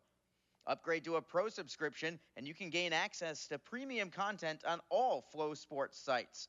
This includes more than 1,000 live events, original documentaries, exclusive training and technique videos, and much more. Follow Flow Hockey on Twitter, Facebook, Instagram, and YouTube to get the latest news and updates from the Icemen and other upcoming Flow Hockey events. Flowhockey.tv, the new streaming home of the Jacksonville Icemen and the ECHL. Just be positive. Your Community First Mortgage champions make sure you get a great rate, a quick close, and can save you about $3,000 in closing costs. Apply at communityfirstfl.org. Community First Credit Union. Just be yourself. Federally insured by NCUA, Equal Housing Lender. Along with Alex Reed, Arlie Johnson with you. Jacksonville looking to break up the shutout bid of Jacob Ingham. I never say that word until we're at least halfway through the game. That's usually when I say it. I wait to the halfway point. Great minds think alike, Reader. That's right. Iceman with a puck in the offensive zone, but a pass into the bumper is deflected out. And Jacksonville tracks it down with Pavel Vorobet. You could have said it at the 31-second mark of the first. But I could have. You could have, but no, I think that's a little bit too early to press that panic button. I would tend to agree with you. Still lots of hockey left. Maybe some other broadcasters will wait till the third period. Maybe some others feel, oh, it's just superstition. Why would I ever say such a thing? And that's fine. Who are we to judge? But apparently we happen to feel similarly. Well, there's people out there that call broadcasters jinx, so we're going to throw it right back at them. Yeah. That's what we're going to do. Exactly. Icemen looking for the equalizer, but the faceoff is in the defensive zone for Jacksonville, and the Swamp Rabbits come away with the puck. Freeman with a turnaround shot from the half boards. Williams snatches it up from a sharp angle. He'll take the draw to his right. Just the 9th shot on net for Greenville thus far. They only had 17 all game last night. Yeah. And yeah, it's just it's unbelievable how this Jacksonville club, how they can limit the amount of shots against. Again, they're just so sound and so structured defensively. They've been able to do that here, but them themselves have not generated a lot of shots. Again, Greenville's really stepped up here defensively. They have, no question about it. Give them credit. And they've been playing good hockey. They've won 6 of the last 8 overall, and that includes the loss yesterday. Shot right at the goal mouth, and Williams is able to keep it out of the net about 6 inches off the goal line. Williams got a piece of it initially. It broke free to the opposite post, and he had to scramble to sweep it underneath his leg and take the draw. Yeah, that's a tough save there because it was tough to the pass it, or the shot itself was kind of masked there and screened, and then Williams doing a good job kind of going down into a little bit of a half splits and then got the stick down on the ice to prevent that puck from sneaking across the goal line. Good reactionary save there by Williams, who that puck just kind of appeared and announced itself there so late. Greenville again with the puck. To the blue line it is Lalonde. Cross ice it is Brett Kemp. Top line is on for Greenville. Kemp's Shot from the point is deflected away. Jacksonville golfs it ahead. They've got a 3-on-2 if they hustle. It is Lynch over the blue line looking for Travis Howe behind the net. Ingham will play the puck himself for Greenville, and it comes up the wall, and the Swamp Rabbits skate up the left wing. Kemp defended by Jaswal. Kemp stops at the circle. He'll wait for a trailer, deflecting all the way over the blue line and out. And Greenville will just drive it right back in. Delayed offside here for the Swamp Rabbits. The Icemen have all day behind their net. 6.5 to go in the second period. 1-0 Greenville. A poor pass from Jacksonville, and the Swamp Rabbits get the steal in the offensive zone. Beauchamp into the slot, shot in the screen, and Williams is able to see it with the left leg and make the save. Gerard's turnaround shot, save is made. Third attempt, another save, another attempt. Williams, the glove! And it stays 1-0. Williams might have made 4 saves in that sequence, as Greenville, their best chances by far since the opening 90 seconds of the game. Yeah, that was a great save there in the glove because, again, he was getting peppered with shots, and then they were trying to go short side and squeeze it past Williams' body and that post. So he just flipped the glove there. Great little stop here as the rebound came out on the right side. Then he had to go right, look left, back left, and then just got the glove at point-blank range and caught it cleanly. That was actually a pretty nice snare out of midair there by Charles Williams. Great job. Yeah, how he was even able to locate the puck before the shot was remarkable in that situation. There's a massive humanity in front of his crease. Jacksonville now gets the puck into the offensive zone after winning the faceoff. It's Zapula trying to feed it underneath, but the Greenville Swamp Rabbits are on the puck first. Pinching in from the blue line. Jacksonville holds it in the zone, though. Sanchez, a good feed. Verobe winds, fires. Save is made. No rebound as Ingham is able to gobble that one up. And we will take a break in the action. We've got 5:48 to go in the second period. The only goal of the game was 30 seconds in. There's been nothing since. Jacksonville still trying to get the equalizer. You're listening to Jacksonville Icemen Hockey. Best Bet Jacksonville and Orange Park are open and excited to bring you the best in poker, simulcast wagering, cocktails, sushi, and more. Visit bestbetjacks.com for more information. Best Bet, experience the best. The Jacksonville Icemen are always looking to give back to the communities of North Florida. The team offers a ticket fundraising program that many local nonprofits and schools and charitable organizations can take advantage of. The program is simple. Your organization sells tickets to an Icemen home game, and a portion of each ticket purchase will go directly to your cause. This is a fun and easy way to raise money and gain exposure for your organization or school. For more information, contact the Icemen office at 904-602-PUCK. That's 904-602-7825, or log on to jacksiceman.com.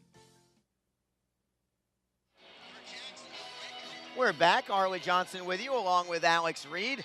Shots on goal, not many for either team. It is even up at 12-12. About 60 seconds ago it was 12-8 for Jacksonville, but Greenville got 4 shots, and they've got a 10-second sequence there. Charles Williams denied every single one of them, and that keeps the Icemen within striking distance. Greenville has the puck in their own zone. They'll chip it up and out of the zone.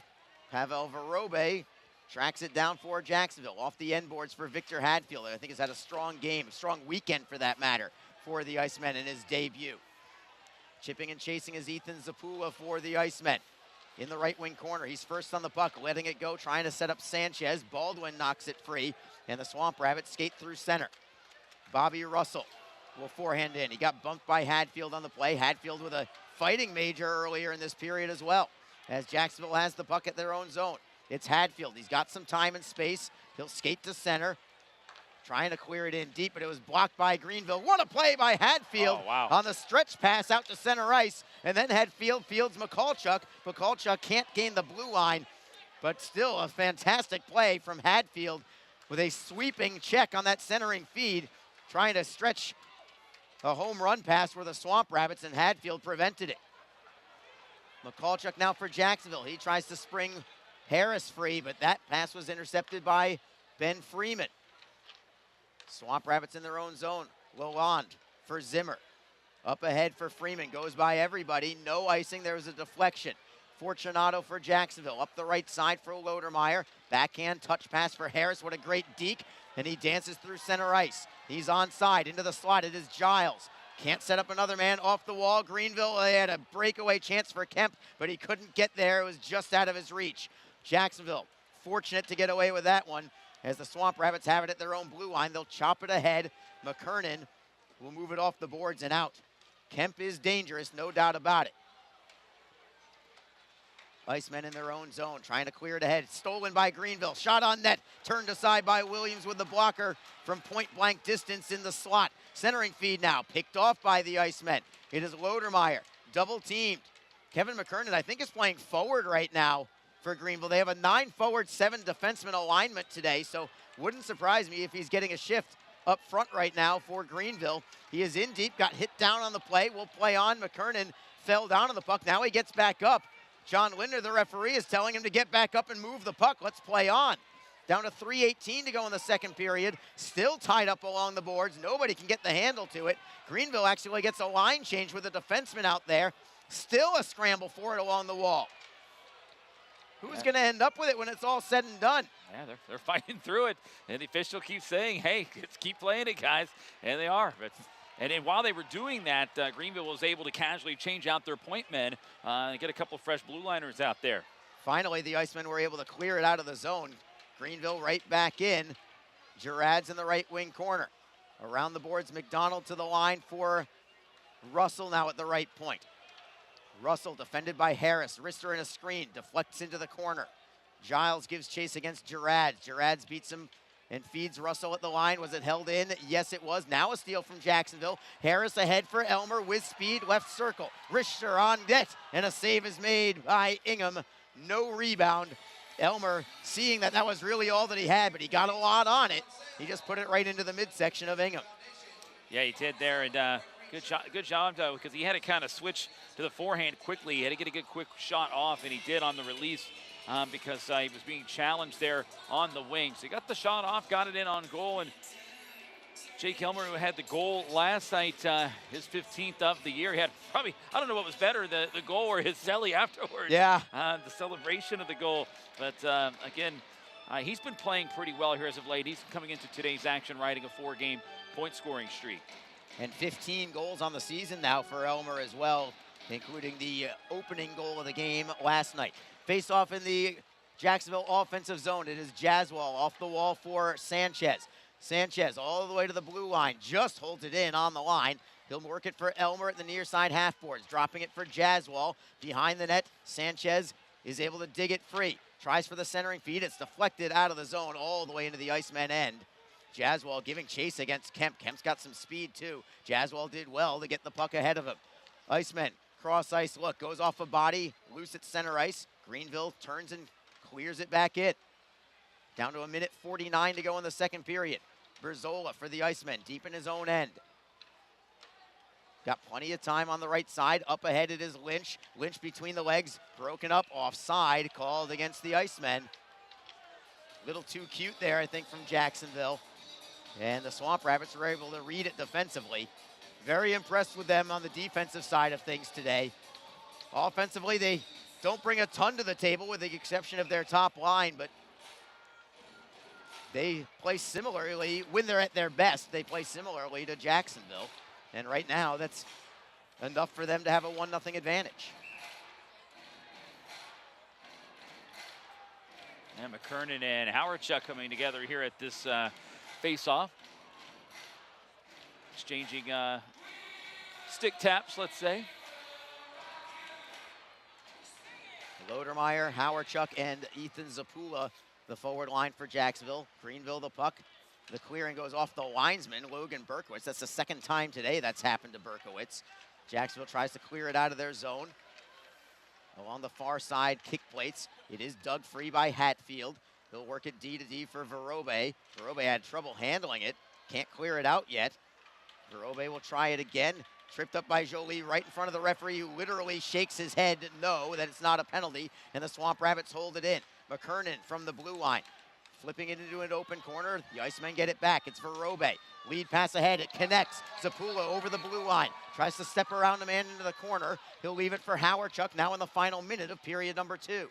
Howardchuk for Zapula. Left wing corner. Looking for it in the high slot. Howardchuk off the post. off the outside of the post on a great setup by Zapula. Giles, left circle, spins on a man, he'll play it in deep. Giles gets it back at the half boards, into the bumper. Howardchuk can't get the shot away. Howardchuk still with the puck, however, at the blue line.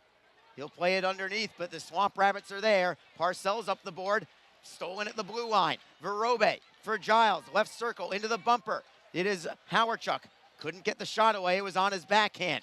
Still some pressure with 17 seconds to go in the period. Jacksonville looking for the equalizer late in the second. Jacksonville still has the puck. It is Howe, turnaround shot in the screen, didn't find the range, comes to the blue line, Giles holds it in. Giles fanned on the shot, Greenville a breakaway, 2 seconds, 1 second, time will expire. The slapper would not have counted, as now a goalie, Ingham goes after Lodermeyer. And Lodermeyer gets a piece, and then Travis Howe steps in and says, yeah, you want a piece of somebody? Come after me. Yeah, I didn't see what happened behind the play, and I'll assure you, Derek Lodemeyer is not the guy that stirs the pot or would start anything with a goaltender unless there was a reason for it. But yeah, Ingham took exception to something with Lodemeyer, and Lodemeyer's got words for him as he skates by, and they quickly go their separate ways. But boy, that's anytime the goaltender gets involved in any kind of situation like that, that can really elevate things to the next level. Oh, no question about it. And the only thing that I'm a little concerned about with that is that it actually ups the compete level for the goaltender, Ingham. You know, you don't want to give him a reason to even up his game even further. He already has the shutout through 2 periods of play, and maybe that'll rattle him, but oftentimes it can work the other way. We'll see which way that ends up turning in the 3rd period of play. Yeah, again, I didn't catch it there. I was holding my breath there on that opportunity the other way there. Thank goodness that the clock was winding down. They didn't have a chance to really get a true breakaway in on Williams. Williams stopping that shot again. It wouldn't have counted even if it had gone in. And then I saw your reaction, and then behind the play, there you go. You see Lodemeyer and Ingham kind of exchanging some little slaps with the stick there at one another, and didn't have the nicest things to say to one another either. So we'll see how it plays out. But here we are again early, a game in which the Icemen haven't been that bad. I mean, look at they've limited their opponent to 14 shots, but here we are again. They're in this sense they're trailing 1-0 here in this 1-goal game. It's something that's just been a trend here lately, and they're going to have to just continue to find a way, and hopefully they will. Well, the good news is it is just a 1-goal game. Charles Williams had a great goaltending sequence late in the second period to keep it at 1-0, and perhaps that could end up being the difference when it's all said and done. We've got a tight one here, a goaltender's battle between Jacob Ingham and Charles Williams. But it's the Swamp Rabbits on top. 1-0 is your score after 2 periods of play. We'll take a break and come back in a couple minutes. When we do, we will have Barry Schickling ECHL Week on the other side. And we'll also keep you up to date on the ECHL standings and scoreboard later on this intermission. Back in a moment, this is Jacksonville Icemen Hockey. Tonight's game is brought to you by the ECHL, celebrating its 34th season of affordable family entertainment. The ECHL would like to recognize the following league sponsors: AMI Graphics, official signage provider; Athletic Knit, official jersey supplier; Baron Rings, official championship ring supplier; BFL Canada Insurance and Sutton Special Risk, sponsors of the 2022 ECHL Hall of Fame induction ceremony; Flow Sports, the exclusive streaming provider of the ECHL; Geico, official auto insurance of the ECHL; The Fairley Group, official commercial insurance provider; Handbid, the official mobile auction app; Honig's, the official partner of the ECHL officiating team; Howie's Hockey Tape, official hockey tape and lace provider; In Glasgow, official puck provider; My Grey Group, your source for game-worn jerseys; Sideline Swap, official online marketplace of the ECHL; and Warrior, exclusive on-ice equipment provider of the ECHL and title sponsor of the 2022 ECHL All-Star Classic. Catch all of the ECHL action live in high definition by logging on to flowhockey.tv. Don't forget, this game is being streamed live around the world today. Go to flowhockey.tv to catch all of the Iceman action and archived footage of the event. Flow Hockey is the live streaming home for the Icemen. Get the Flow Sports iOS and Android apps to watch the event live and on the go. Upgrade to a pro subscription, and you can gain access to premium content on all Flow Sports sites. This includes more than 1,000 live events, original documentaries, exclusive training, and technique videos, and much more. Follow Flow Hockey on Twitter, Facebook, Instagram, and YouTube to get the latest news and updates from the Icemen and other upcoming Flow Hockey events. FlowHockey.tv, the new streaming home of the Jacksonville Icemen and the ECHL. Just be positive. Your Community First Mortgage champions make sure you get a great rate, a quick close, and can save you about $3,000 in closing costs. Apply at communityfirstfl.org. Community First Credit Union. Just be yourself. Federally insured by NCUA, Equal Housing Lender. One coach has lost his job, and another talks about his team. A few clubs are wrapping up the winter with hot streaks. Plus, we hear from a team which expects its season to continue until summer. These stories, as well as highlights, right now on ECHL Week.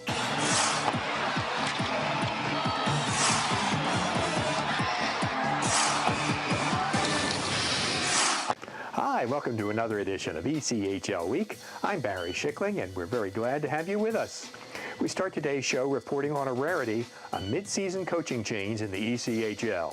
1 year after leading South Carolina to the Kelly Cup Finals, Ryan Blair has been dismissed as head coach and director of hockey operations for the team. Brenton Kotick, who had been the team's assistant coach, will take over on an interim basis for the rest of the season. It's been a very challenging season and is time for a change, said longtime team president Rob Concannon. The Stingrays have been at or near the bottom of the South Division standings for the last several months and are very likely to miss the playoffs for the first time in 15 seasons and just the second time in their history, which dates to 1993. A 1-win in 14-game slide through most of December and early January was costly. The team's record since December 5th is 9-24-4. Kotick spent 3 years playing as a pro, most of that in the ECHL with Greenville and Toledo. He joined the Rays coaching staff prior to last season. The Stingrays have hired Ryan Bourque as interim assistant coach to support Kotick. Since retiring as a player, Bourque has been involved in player and skill development in Massachusetts. The Newfoundland Growlers are in their third season in the ECHL, and everyone has been good so far, including this one. Let's hear from some of the team members about the way the 21-22 season has progressed. You know, we went through, I think it was like 61 days where we were extremely short. You know, we had COVID, we had a lot of call-ups, and then we had injuries, and it just seemed like everything was compounding. Everything that could go wrong was going wrong for us. And as a staff, and what we were telling the team was, this is the best thing for us. We want to have this adversity. You know, we don't want it to be too easy, and you don't want to just fly through the regular season, and then you get into the playoffs, and now all of a sudden you're in a dogfight, and you haven't been in one before. We get given every opportunity in this organization to succeed, and when you get given that opportunity, you have to take advantage of it. It feels great to win.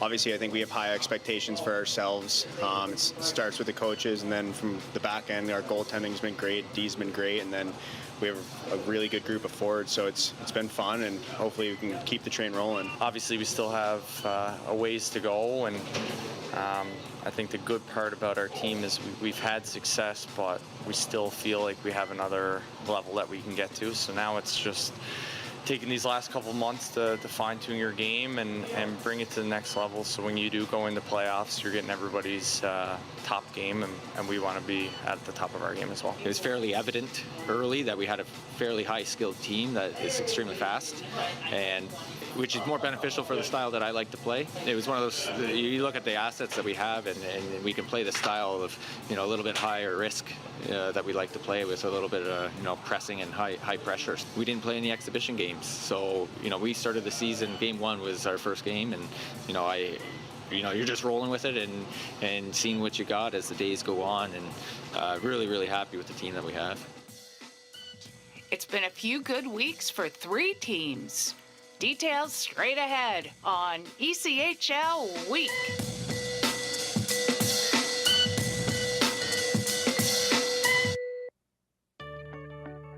Thinking of selling your home? Now is the perfect time. Want to know what homes like yours are selling for? Let Will Springer be your trusted real estate representative. Contact Will today.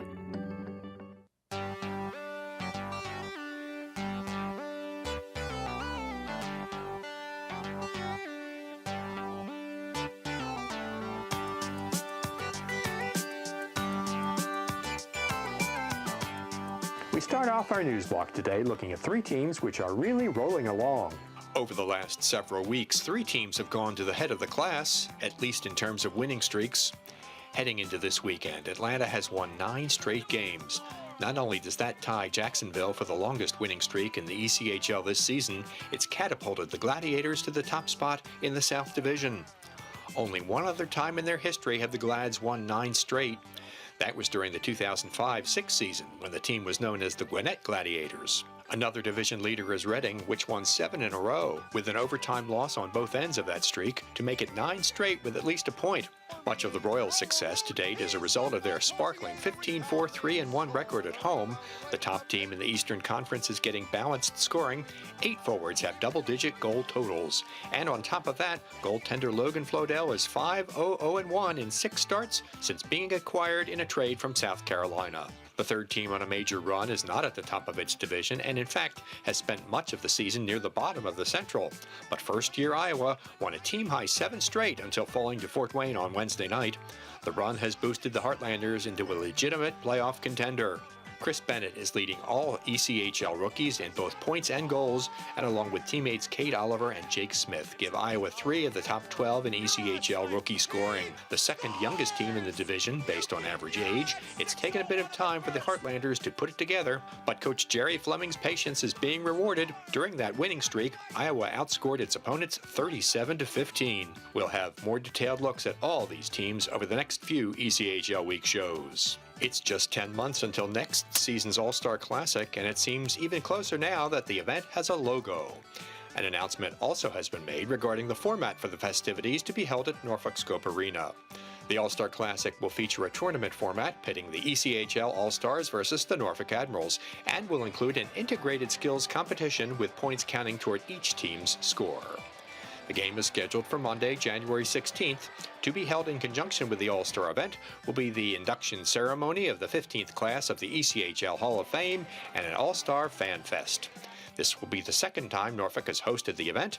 The second ever ECHL All-Star Game in 1994 was held in Norfolk, which joins Reading as the only cities to host the ECHL All-Star Classic twice. Hi, I'm Taylor Crunk of the Utah Grizzlies, and you're watching ECHL Week. Time for another chapter in our look at new coaches from around the ECHL, this one on a new team. With over 1,000 games played as a pro, most of which came in the National Hockey League, Eric Belanger, first head coach of the Trois-Rivières Lions, can rely on his experience to help him in his first pro assignment behind the bench. But after 7 years coaching at junior, bantam, and midget levels, what appealed to him about coaching pro hockey now? Well, first of all, I have 2 daughters. They were getting older, so it was easier for me to be able to move around again, to be able to travel. And I think the timing for me, because when I retired from the NHL, I moved to Florida. A separation, got divorced, so we came back to Canada for the kids. So as soon as I came back, I started coaching again, because I coached the Junior Panthers when I was living in Florida after my retirement. So, and then I started right away. I got opportunities, and then the opportunities presented itself in Trois-Rivières with the Lions. Called Marc-André, which was an old teammate of mine, and I showed him my interest, and here I am today. It's been 20 years since Belanger played minor pro. What are his impressions of the ECHL? The league is a lot better than I thought. The players are good. There's been some really crazy games, some tough games when we went to Florida. Newfoundland, the first couple of games of the year were tough games for us because it's a team that won a couple of years ago, and you can see there's a bunch of players that play together for a couple of years. So there's a lot of good players. There's more structure in the games on different teams than I thought it was going to be. And I mean, the product in general is a lot better than what I thought. With more than half a season under his belt, what's the most important aspect of the league that he's learned about and that he's worked toward teaching his players? It's a different world, but I really think if you can get through this and get comfortable with it, I always tell my players we got to become comfortable being uncomfortable. As a coach, it's the same thing. We're uncomfortable a lot, and you got to be able to roll through the punches, get up, find ways, and plug it away. Belanger has the mentality of trying to succeed no matter what, and that includes embracing the challenge of coaching at this level. There's some nights, like last night, it was a tough game. You go back, you look at tapes, you're like, okay, what do I start with?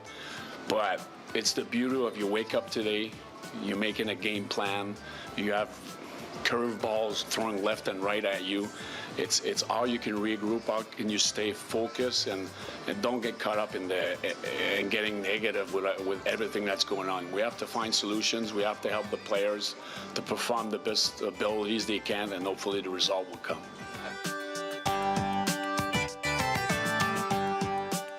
It's highlight time. We've got some really good goals and some really nice saves to check out.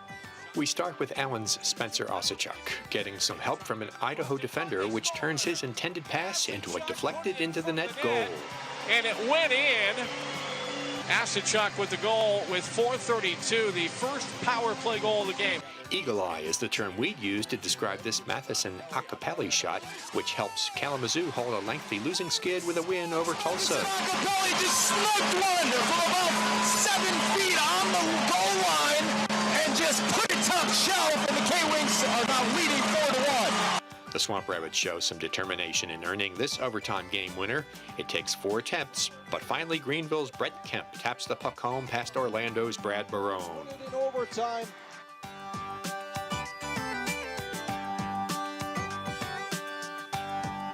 But here, Barone shuts the door, although he has to make a few saves to do it.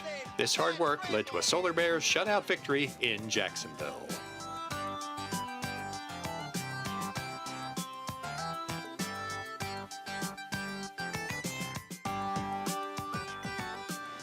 That wraps up another edition of ECHL Week. Thank you very much for joining us. Make sure to follow us on all of our social media channels. They're the best way to keep up to date on everything that's going on throughout the ECHL all the time. We'll see you for our next show in 2 weeks. Take care. Admirals mascot Salty is especially pleased to see all his hockey fan friends in Norfolk after a COVID-forced year away from the rink. Guess he was happy to see Barry, too.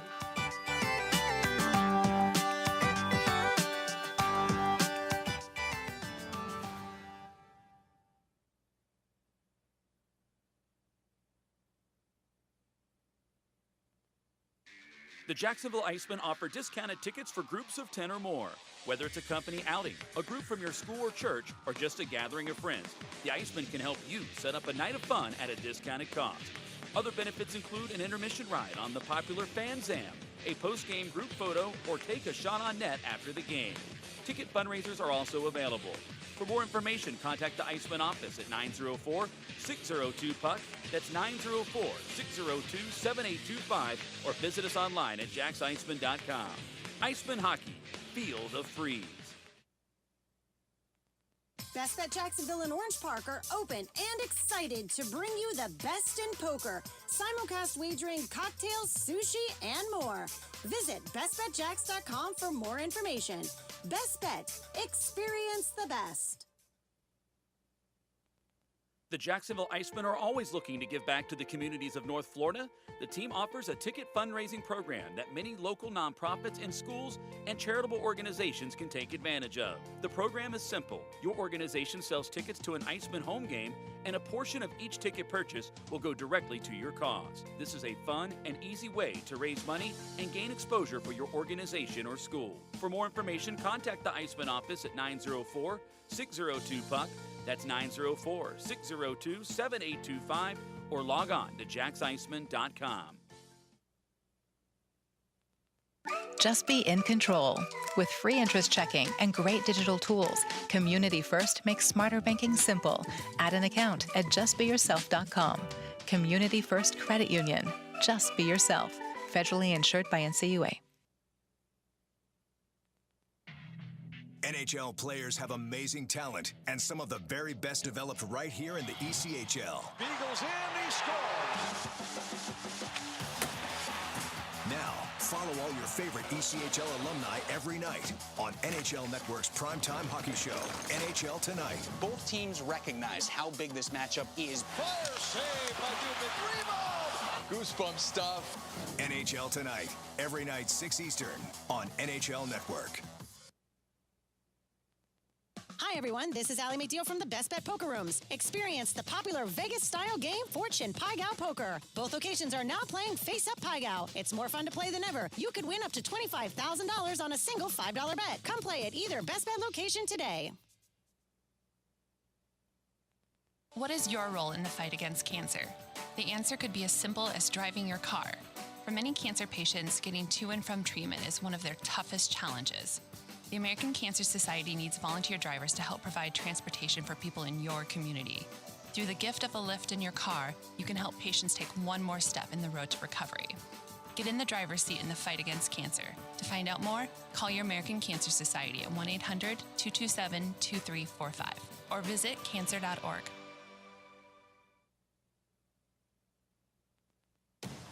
If you feel that passion is just the start, if you think practice is never over, if you believe speed limits are just for highways, and Saturday mornings aren't made for cartoons, if you try, fail, learn, laugh, repeat, compete, respect, and unite, then you belong on our team.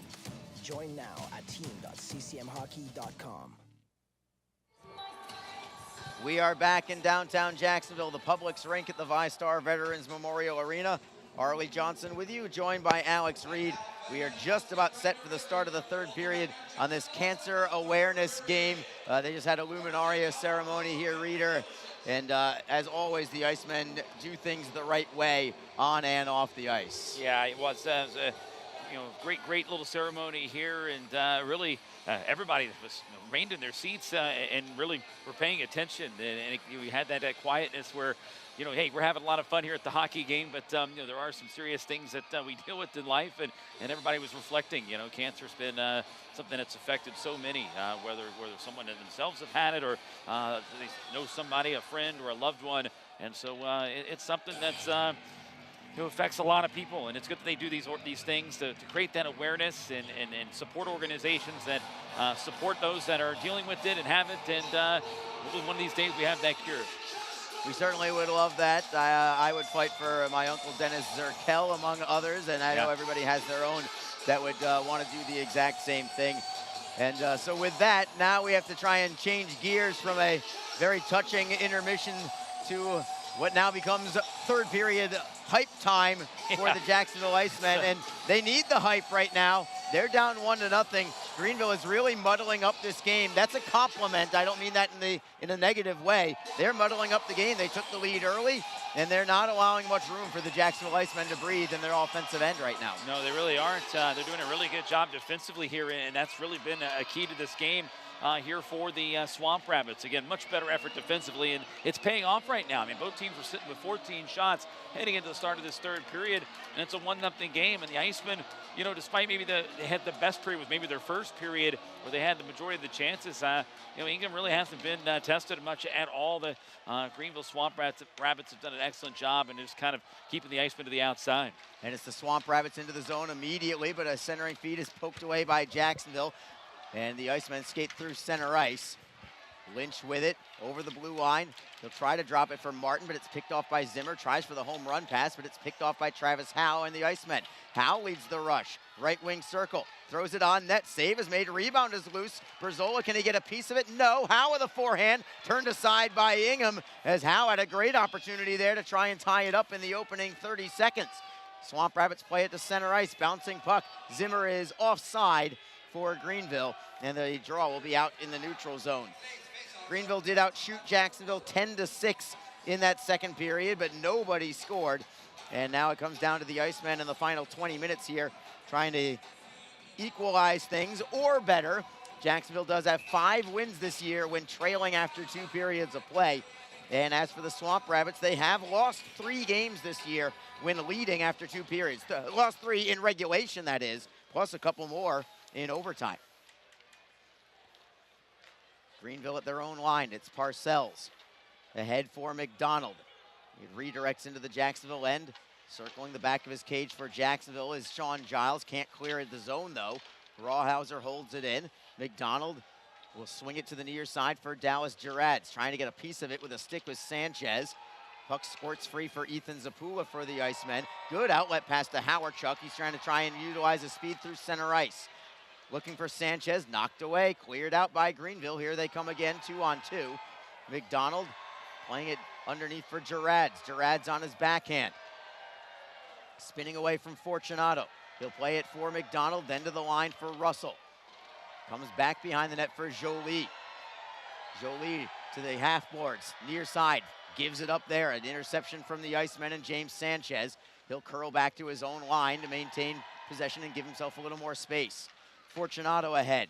Deflected away by Greenville. Swamp Rabbits play it up the right side. Reddick looks to go cross ice for McKernan, who is playing forward for sure right now for Greenville. McKernan gives it up. The Icemen have it in their own zone. Verobe, cross ice look. Goes by everybody. Icing is waved off. Harris got a piece of it. Harris now moves into forecheck.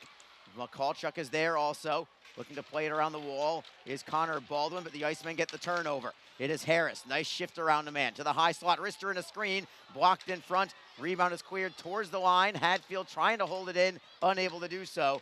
He will keep a man off the puck at center ice, but the Swamp Rabbits get it back, and McKernan will play it in.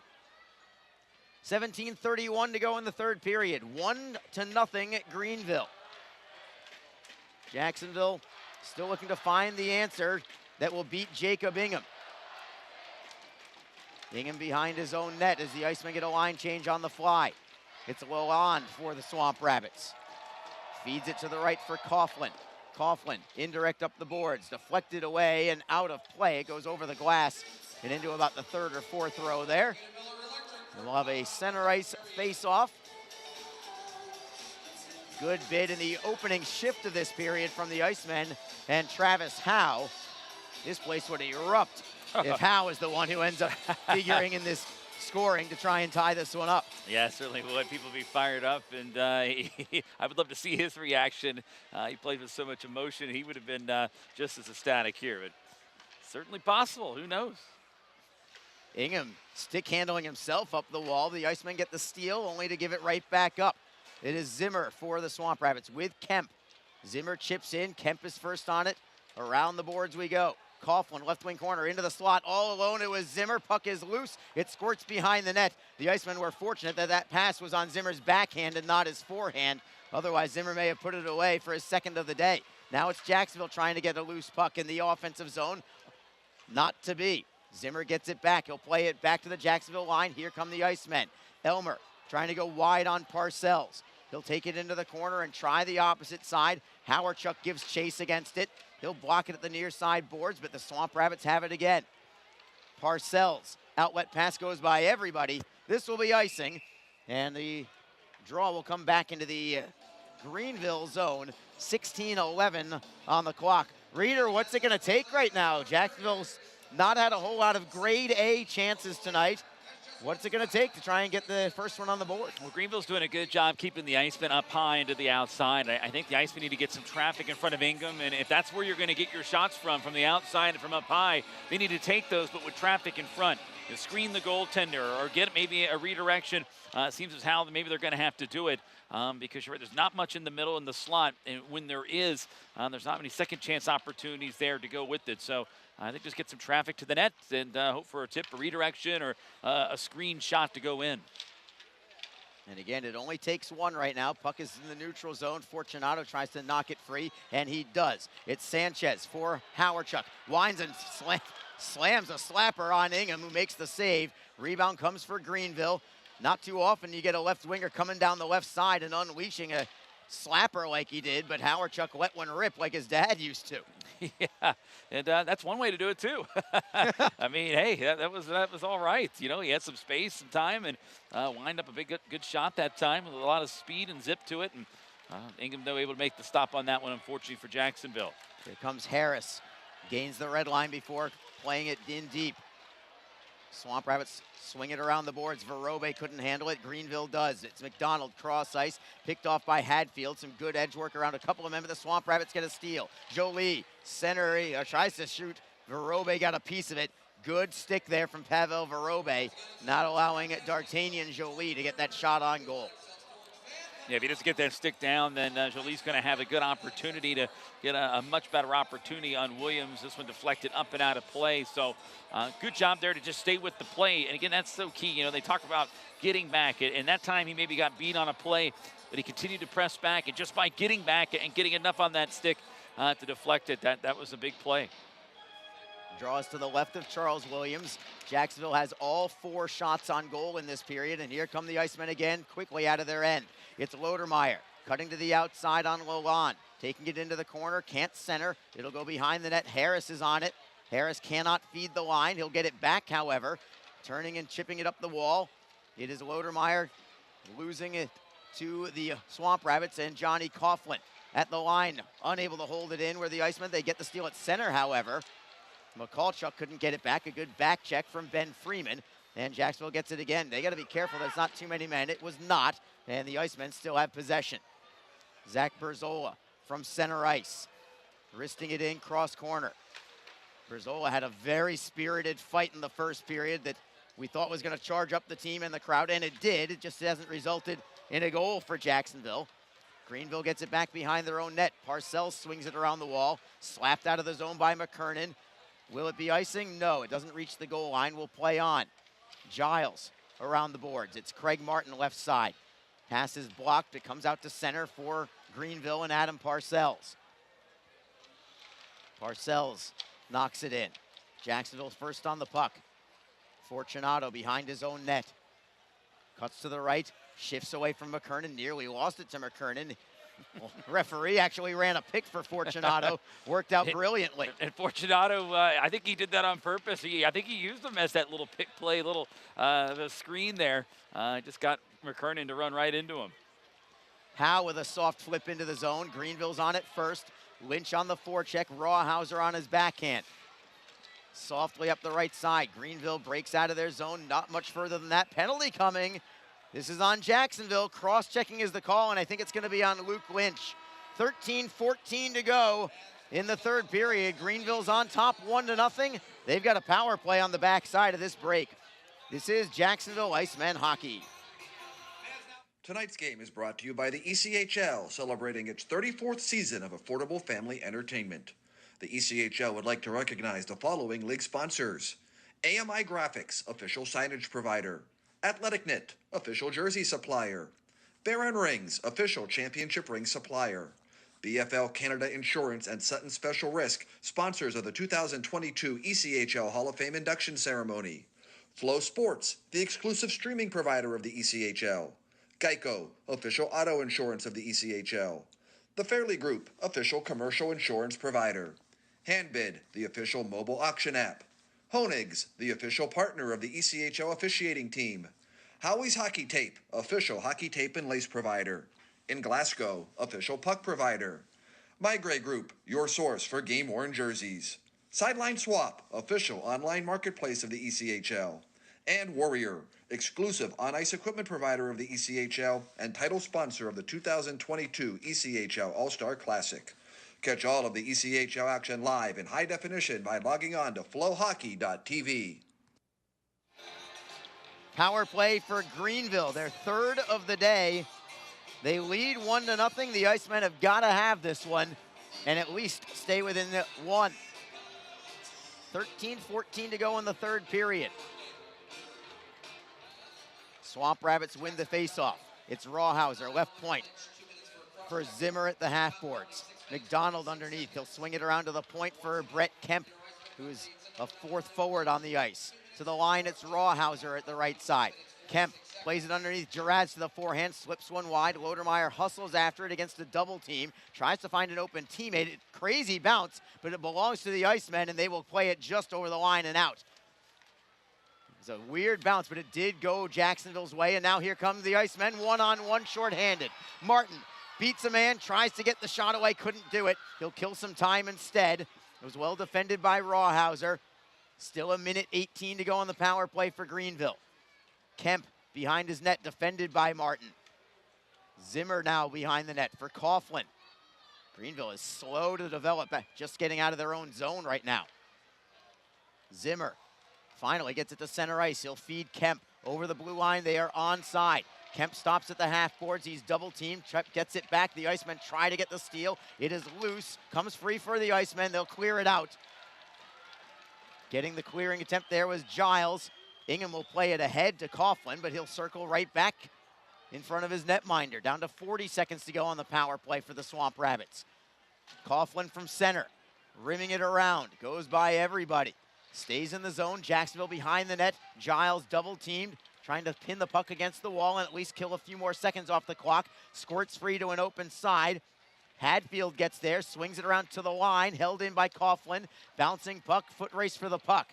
Giles golfs at it, finds Lodermeyer. He'll do the rest of the work, and that should be just about it on the power play. Howardchuk now shorthanded, tries to beat everybody to the puck behind the net, and he does. He's 1-on-3, but he keeps it moving behind the net, and that's going to kill off the rest of the time. Out of the penalty box is Luke Lynch.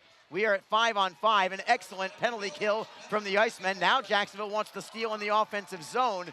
It's kicked ahead by Greenville. They will work it free to center, and the Icemen have it back at their own line. 11 minutes flat to go in the third period. The Icemen still down, still 1-0. Martin cannot gain the zone.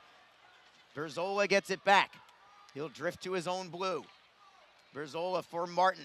He'll flip it in. Zapula gives chase against Baldwin. Zapula with a centering feed, but nobody there. Goes all the way into the Jacksonville zone. Had the right idea, just hoping for a guy in front. Icemen get it back. In the neutral zone, it's Zapula. Shipping it in. Harris avoids a forechecker. He'll top it free, trying to work it loose from Russell. It is Sanchez for Jacksonville on the backhand, centering pass, knocked to the blue line by Greenville. Not cleared yet. It's Giles for Zapula. Zapula rubbed out on the play, but Sanchez picks it up. Good feed to the left point. Fortunato. Fortunato with a wrister. Gloved easily by Ingham. Fortunato was hoping for somebody in front, and Reeder, that's what we talked about a few minutes ago. Let's get some traffic in front, but they couldn't get there for that one, and Ingham saw it all the way. Yeah, not in time. Zapula was cutting across the middle there and just above the crease, and he was the closest guy trying to get there in front, maybe get a tip or redirect. But the shot came there just before he got in position to even try it. So, again, that's what they were looking to do there. Just the timing didn't work out on that one. Quick update in Atlanta. The Atlanta Gladiators still have the lead over the South Carolina Stingrays. 2-1 is the score. 9.5 minutes to go in the game there. Jacksonville with a face-off win. It is Berzola at the right point. Works it in a screen. Save is made. Rebound up high at the line. Jaswal unable to hold it in. That was a great poke check by the goaltender to keep it away from a Jacksonville player who was looking for the rebound. And the Icemen cannot keep the puck in the zone again. Works free for Greenville. It is Kemp on his backhand, tries to cut to the forehand. Great play by the Icemen defensively. Comes towards the blue line, it's held in. One-timer in a screen, blocked by Jaswal. Jaswal feeds it to the line, and it's tapped out of the zone by Elmer. Swamp Rabbits have not done much offensively in this third period. Really, they've barely done much anything offensively all game, except for a couple of rushes and the opening goal 30 seconds into this entire game. Icing called against Jacksonville will bring it back into their own zone with 9:21 on the clock.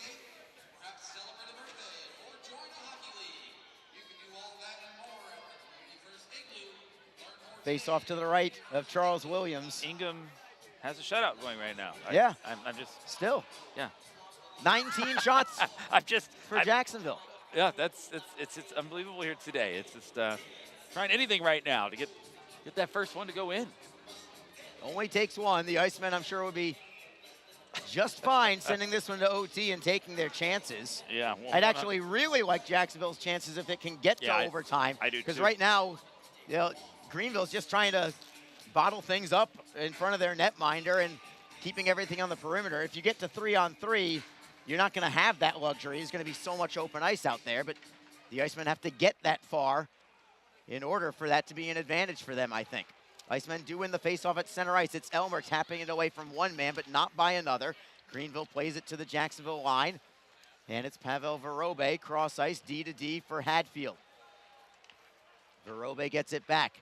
Picking up some speed is Martin as he chips and chases. Martin behind the Swamp Rabbit net. Tries to center. Lalonde is able to break it up. McDonald up the wall. Safely into the Jacksonville zone. Travis Howe is first on it. He'll chip it ahead. Coughlin for Greenville. Gains the line. He's onside. Cuts it to the right. Hadfield defends on Gerrads. Gerrads cannot center. It's loose at the near side wall for the Icemen and Verobe. Verobe, however, ices it. No, they're saying no, deflection. So we'll play on. Howe moves in on the forecheck. He'll finish his check on Baldwin. Clean hit there as the puck comes to center for Jacksonville. It's Verobe.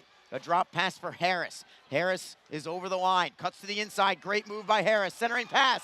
Save. Rebound goes wide from Howe as he tried for the equalizer. Jacksonville gets it back. One-timer Verobe kicked aside by Ingham. Good pressure here from Jacksonville as they try to keep the play moving. Greenville will clear it away. That was Ingham's best save of the game. It certainly was, and one of the best opportunities of the game for Jacksonville here. We'll see if they can get some momentum building off this. Just kind of been stale, and they had a little bit of a flurry right there. We'll see if they can continue the pressure.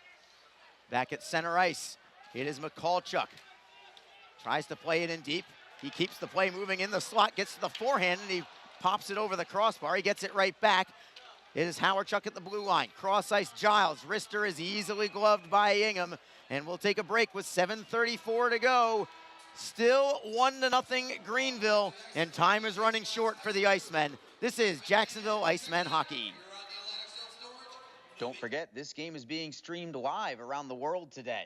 Go to flowhockey.tv to catch all of the Icemen action and archived footage of the event.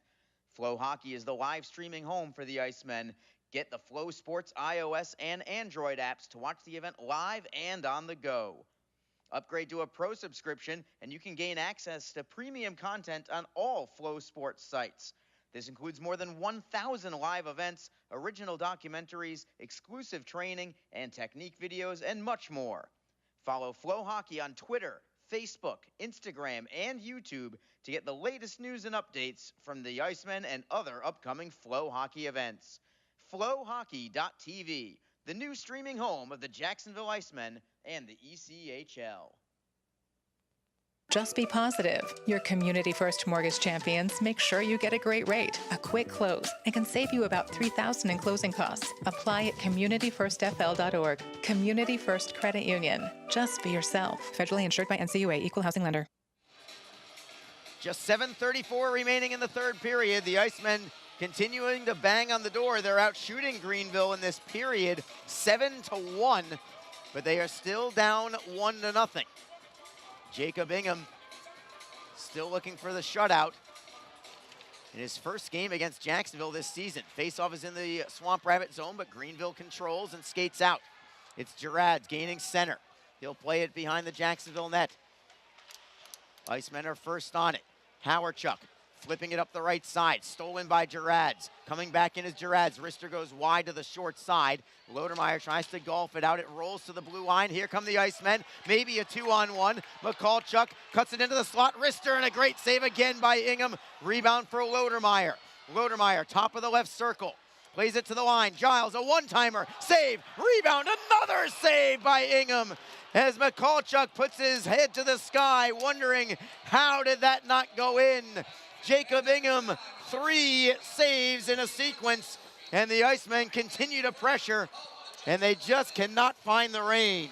They just can't, Arlie. It's just something that's eluding them here right now, and again, this has been the theme here the last couple of weeks, but what I'm encouraged by right now, though, the Icemen are starting to get these bursts and these opportunities. They haven't really had this type of sustained pressure really maybe since back in the first period, even if that. So see if they can continue going. They might have a little momentum going right now. Icemen win the faceoff as well. It's Berzola going behind the Greenville net. Tries to center, throws it in front. It is blocked. Comes to the line, and that's going to be held in by Jaswal. Jaswal around the wall. Greenville looking to chip it up the boards. Berzola gets a piece of it, trying to keep it in with the help of Lynch. They do. Shot in the screen. Another save on a deflection this time. Elmer got a piece of it. Might have actually gone off his leg, but Ingham was there to deny, and again, no rebound either. Jacksonville is up to 26 shots 12 in this period, and we have not even played 14 minutes left. Greenville still stuck on 1 shot on goal. Yeah, 1 shot this period, 15 for the game. I mean, Arlie, in most circumstances, you know, teams at 15 shots right now. I mean, and you know, that should be enough, you know, in normal circumstances. And this has been the norm for the Icemen, holding their opponents in the teens in shots against. And then yet they have to fight to the very bitter end to try to come away with wins. And some of the times they haven't won. It's just unbelievable that they just need a little bit more offensive support for this defensive core and the goaltenders. Now it's the Swamp Rabbits looking for a steal in the offensive zone. They get it. Great sweeping play there by Hadfield to prevent Greenville from getting a pass or a shot away, but the Swamp Rabbits still have possession. Now a pass goes away from a man. Foot race for the puck at the Greenville line. Elmer hustles for it, but the Swamp Rabbits with a good recovery. They'll play it out to center ice. Greenville still in possession. McKernan will just chip it in. He and Hadfield will collide in the corner. Puck squirts free. It belongs to the Icemen. Lynch up the wall. Kicks it ahead for Martin. Martin trying to set up Howe. It deflects over the dasher and into the Greenville bench. And with 5:39 to go in the third period, we'll take our final media timeout. It is Jacksonville down by a goal. 1-0 is your score. We'll come back for the conclusion of this one and see if the Icemen can send this one to overtime. We'll be back. This is Jacksonville Icemen hockey. The Jacksonville Icemen are always looking to give back to the communities of North Florida. The team offers a ticket fundraising program that many local nonprofits and schools and charitable organizations can take advantage of. The program is simple. Your organization sells tickets to an Icemen home game, and a portion of each ticket purchase will go directly to your cause. This is a fun and easy way to raise money and gain exposure for your organization or school. For more information, contact the Icemen office at 904-602-PUCK. That's 904-602-7825, or log on to jacksiceman.com. Best Bet Jacksonville and Orange Park are open and excited to bring you the best in poker, simulcast wagering, cocktails, sushi, and more. Visit bestbetjacks.com for more information. Best Bet, experience the best. Just 5:39 to go in the third period. Jacksonville still pounding at the door, trying to get the first one of the night. If they do, it would tie the game, but they are down by 1. Icemen win the faceoff. Shot towards net goes wide to the short side. Greenville looks to clear, held in by Berzola. It slides back to Ingham, who's forced to make a save. Berzola, I think, was actually trying to feed Harris, but it was behind him. It was behind him, and if Harris, if he had gotten turned around and set up just a second earlier, and this is not no fault to him, but he might have been able to catch that puck and had a really good shot and some options there just above the crease. I think Brendan Harris has looked great for Jacksonville today. Really, he's looked great since they've acquired him from the Wheeling Nailers. Really adding a nice dimension to the Icemen up front. He's at center with Travis Howe and James Sanchez up front. At the blue line, it's Zach Berzola and Brandon Fortunato. Harris wins the draw. He goes to the blue line for Berzola. Harris again flips it for Berzola. Steps into one. It is blocked at the blue line. Nice hustle from Berzola to hold it in the zone. Howe from behind the net tries to take the puck away. Greenville gloves it into the corner. Sanchez tries to step around the man. Greenville looks to clear it away. Sanchez gets a skate on it at the line. It's Berzola unable to hold it in. It's chipped out to center by Greenville. And then Fortunato takes the body on Gerads, allowing Berzola to get possession of the puck. Less than 5 minutes to go in the third. An interception at center from Greenville. Tries to play it deep, but Berzola gloves it. Stretch pass ahead. Sanchez over the blue line for Harris on the right. Back for Sanchez in the corner. Puck bounces high into the air. Fortunato will kick it ahead. Sanchez tries to feed the blue line. Can Elmer get there? No. Elmer trying to prevent a 2-on-1 now. He does. And Jacksonville gets it back in their own zone. Fortunato leaving it for Berzola. 4:27 to go in the third. Berzola right up the middle, gains the line. Great feed, looking to go coast to coast. Couldn't get by everybody though. And a steal and clear out by Greenville. Now it's the Icemen back in. Lodermeyer trying to go wide on Coughlin. Takes it behind the net. Howardchuk steps in. Behind the goal, it's Lodermeyer. Looking to go back to Howardchuk. Broken up by Greenville. Bounces in front. Howardchuk gets a piece. It is Hadfield. Looking for Elmer. Unable to get the shot away. Elmer turns and plays it into the corner. Lodermeyer with it. Lodermeyer near side boards. All the way to the point. It's Giles at the right side. Gets a pick run for him. Giles on his backhand, takes it behind the Greenville net. Giles stops, looks to center. Spins away from a man, leaves it for Howarchuk. At the line, it's Hatfield. Hatfield steps around a man. Now he'll spin and pivot. To the line, it is Giles. Everything on the perimeter, though. Hatfield with a wrister in a screen. Save is made, rebound, another save is made by Ingham. Finally, Greenville clears it away. Great pressure again from Jacksonville as the Icemen have the puck back. 3:18 to go in the game. Long stretch pass deflected into the zone by Elmer, but taken right back away by Greenville. And the Icemen get it back behind their net. It is Verobe. Spinning away from Foreman. Excellent edge work from Verobe on his backhand. He's double teamed. He really got pinched into a corner there, and the Swamp Rabbits get the steal. Down to 2:55 to go in the game. We'll be watching for Charles Williams to see if he leaves the bench in favor of a sixth attacker soon. Right now, it's the Icemen with the puck in their own territory. Verobe crisply up the right. Martin is onside. Martin poke checked away. Back to center. Verobe sets up Lynch. To the right side, it's McCallchuk. Looking for Martin. He'll walk in over the crossbar. It comes off the end boards. Martin looks to get it back. Cannot get it away. What a setup that was. Martin put it over the bar. Jacksonville gets it back. And a steal from Greenville. They'll clear it out.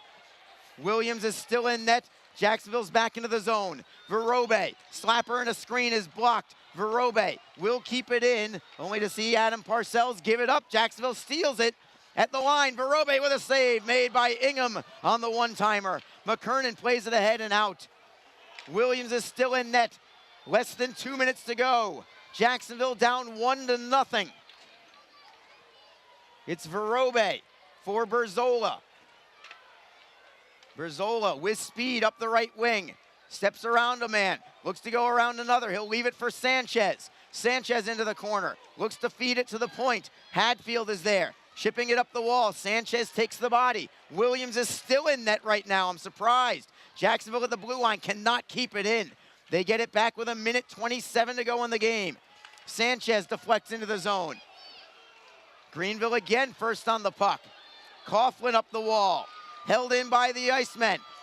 Looking to hold it in, unable to. It slides towards the open net for the Icemen.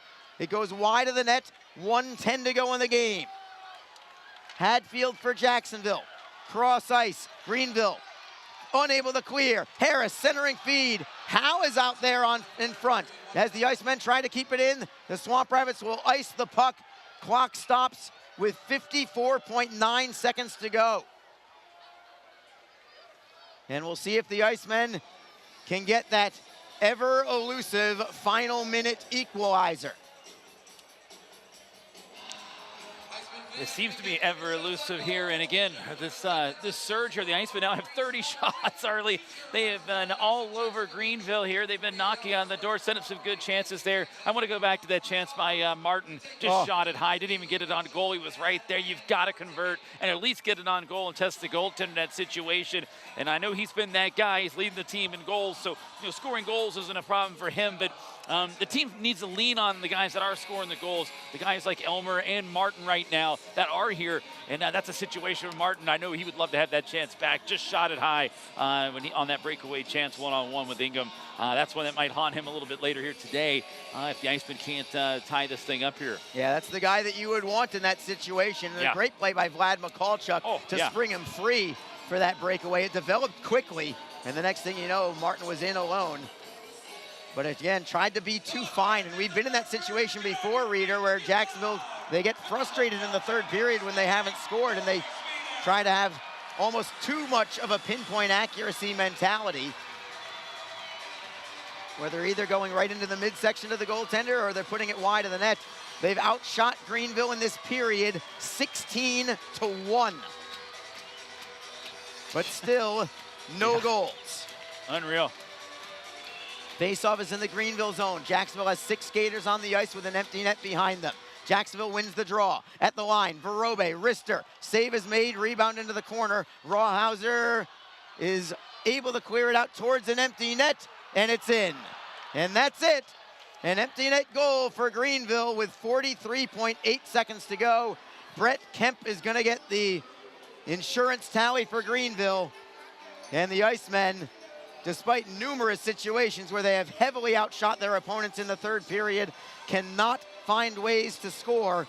And it's going to be Greenville earning a split in this weekend series. I'm not sure if earning is the right word as much as surviving this game. I think surviving here again, but you know what? Credit off to them. They continue to play well here. They, they're fighting for their playoff lives right now, and they gave it all that they had here, despite really being dominated in both games. Maybe not so much today, but certainly in this third period, total domination as far as the pace and the tone here. But, the Icemen right now, they're in danger of being shut out for the 6th time this season. Wow. And I was concerned if they didn't score the empty netter, it might have been the 4th time this year that it would have been a 1-0 game. But effectively 1-0. Effectively, it was a 1-0 game if you take out the empty netters. So, again, it just goes to show you how close the Icemen are in these games. They're not getting, they're outplaying their opponents, but they're just in this weird little stretch right now where scoring goals, it seems to be a difficult thing. The net is empty again here early. It reminds me of the Buffalo Sabres during the days they had Dominik Hasek, where he would only allow 1 goal a game and they couldn't score 2 to win. Yeah.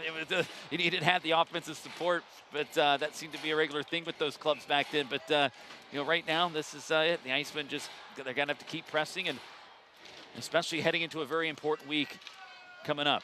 Jacksonville gets a shot towards net, just deflected over the crossbar. Down to 24 seconds left. Jacksonville at least trying to get on the board in the final seconds. It is Martin at the right circle. Wrister in a screen is blocked. Martin gets it back to the blue line. It's Verobe. Does he keep it in? No. It's over the blue line, and offside will be called. I don't know about that one. I think he held it in. But at this point here, 12 seconds to go. Nothing really to get too frustrated about. Yeah, not much you can do at this point. It's academic as Williams comes back out onto the ice with 12 seconds to go. Greenville's going to come away with the victory today.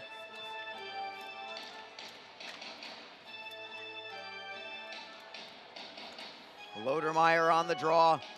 Few ticks of the clock left. Fortunato from center gets it to the line. Greenville they are able to clear it again, and Verobe again jawing at the linesman, Logan Berkowitz, again. I don't know if he said it in English or not, probably not. Yeah, pretty sure not, but.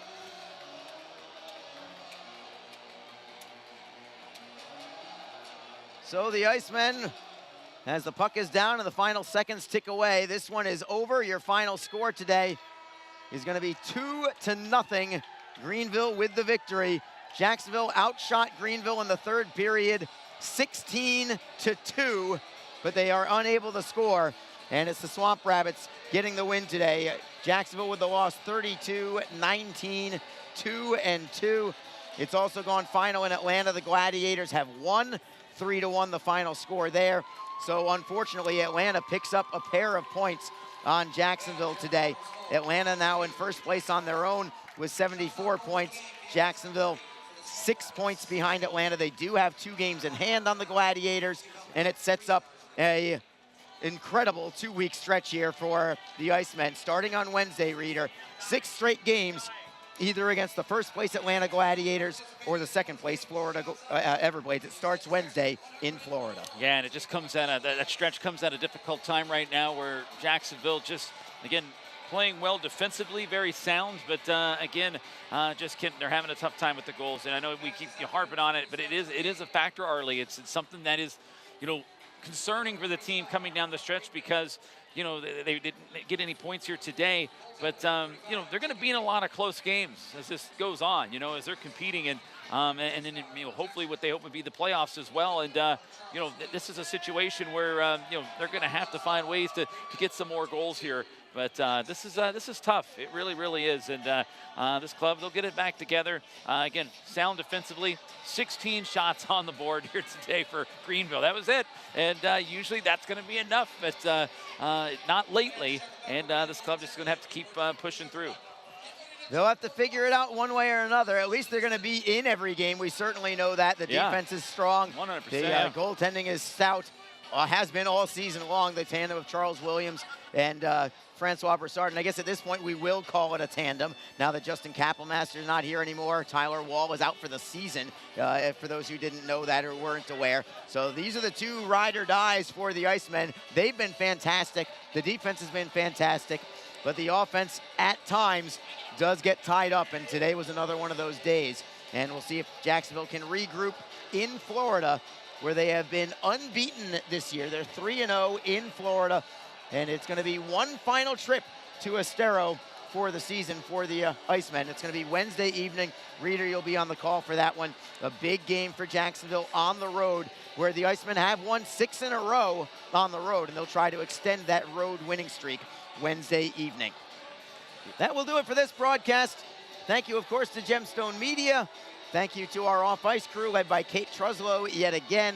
Reader, for you, can't wait to listen to you on Wednesday to see if the Icemen can bounce right back and close within 2 points of the Everblades at minimum in the standings, and maybe over Atlanta as well.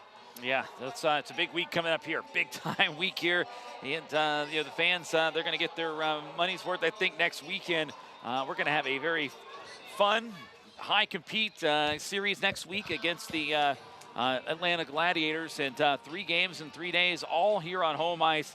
I'd have to say, we're going to be getting some playoff hockey a little sooner than we hope. It's going to be a thing that I think it's going to be fun to watch next week when these two teams get at it. It's been a while since they've seen one another, but there's a lot riding on the line next week. Potentially, really the fate of the division title, really. Yeah. Because if Jacksonville, they're still behind right now. If they don't perform well next week and they don't get the results, it's really going to make it tougher for them to maybe achieve that division title hope. No, they'll have to be very successful in this 6-game stretch.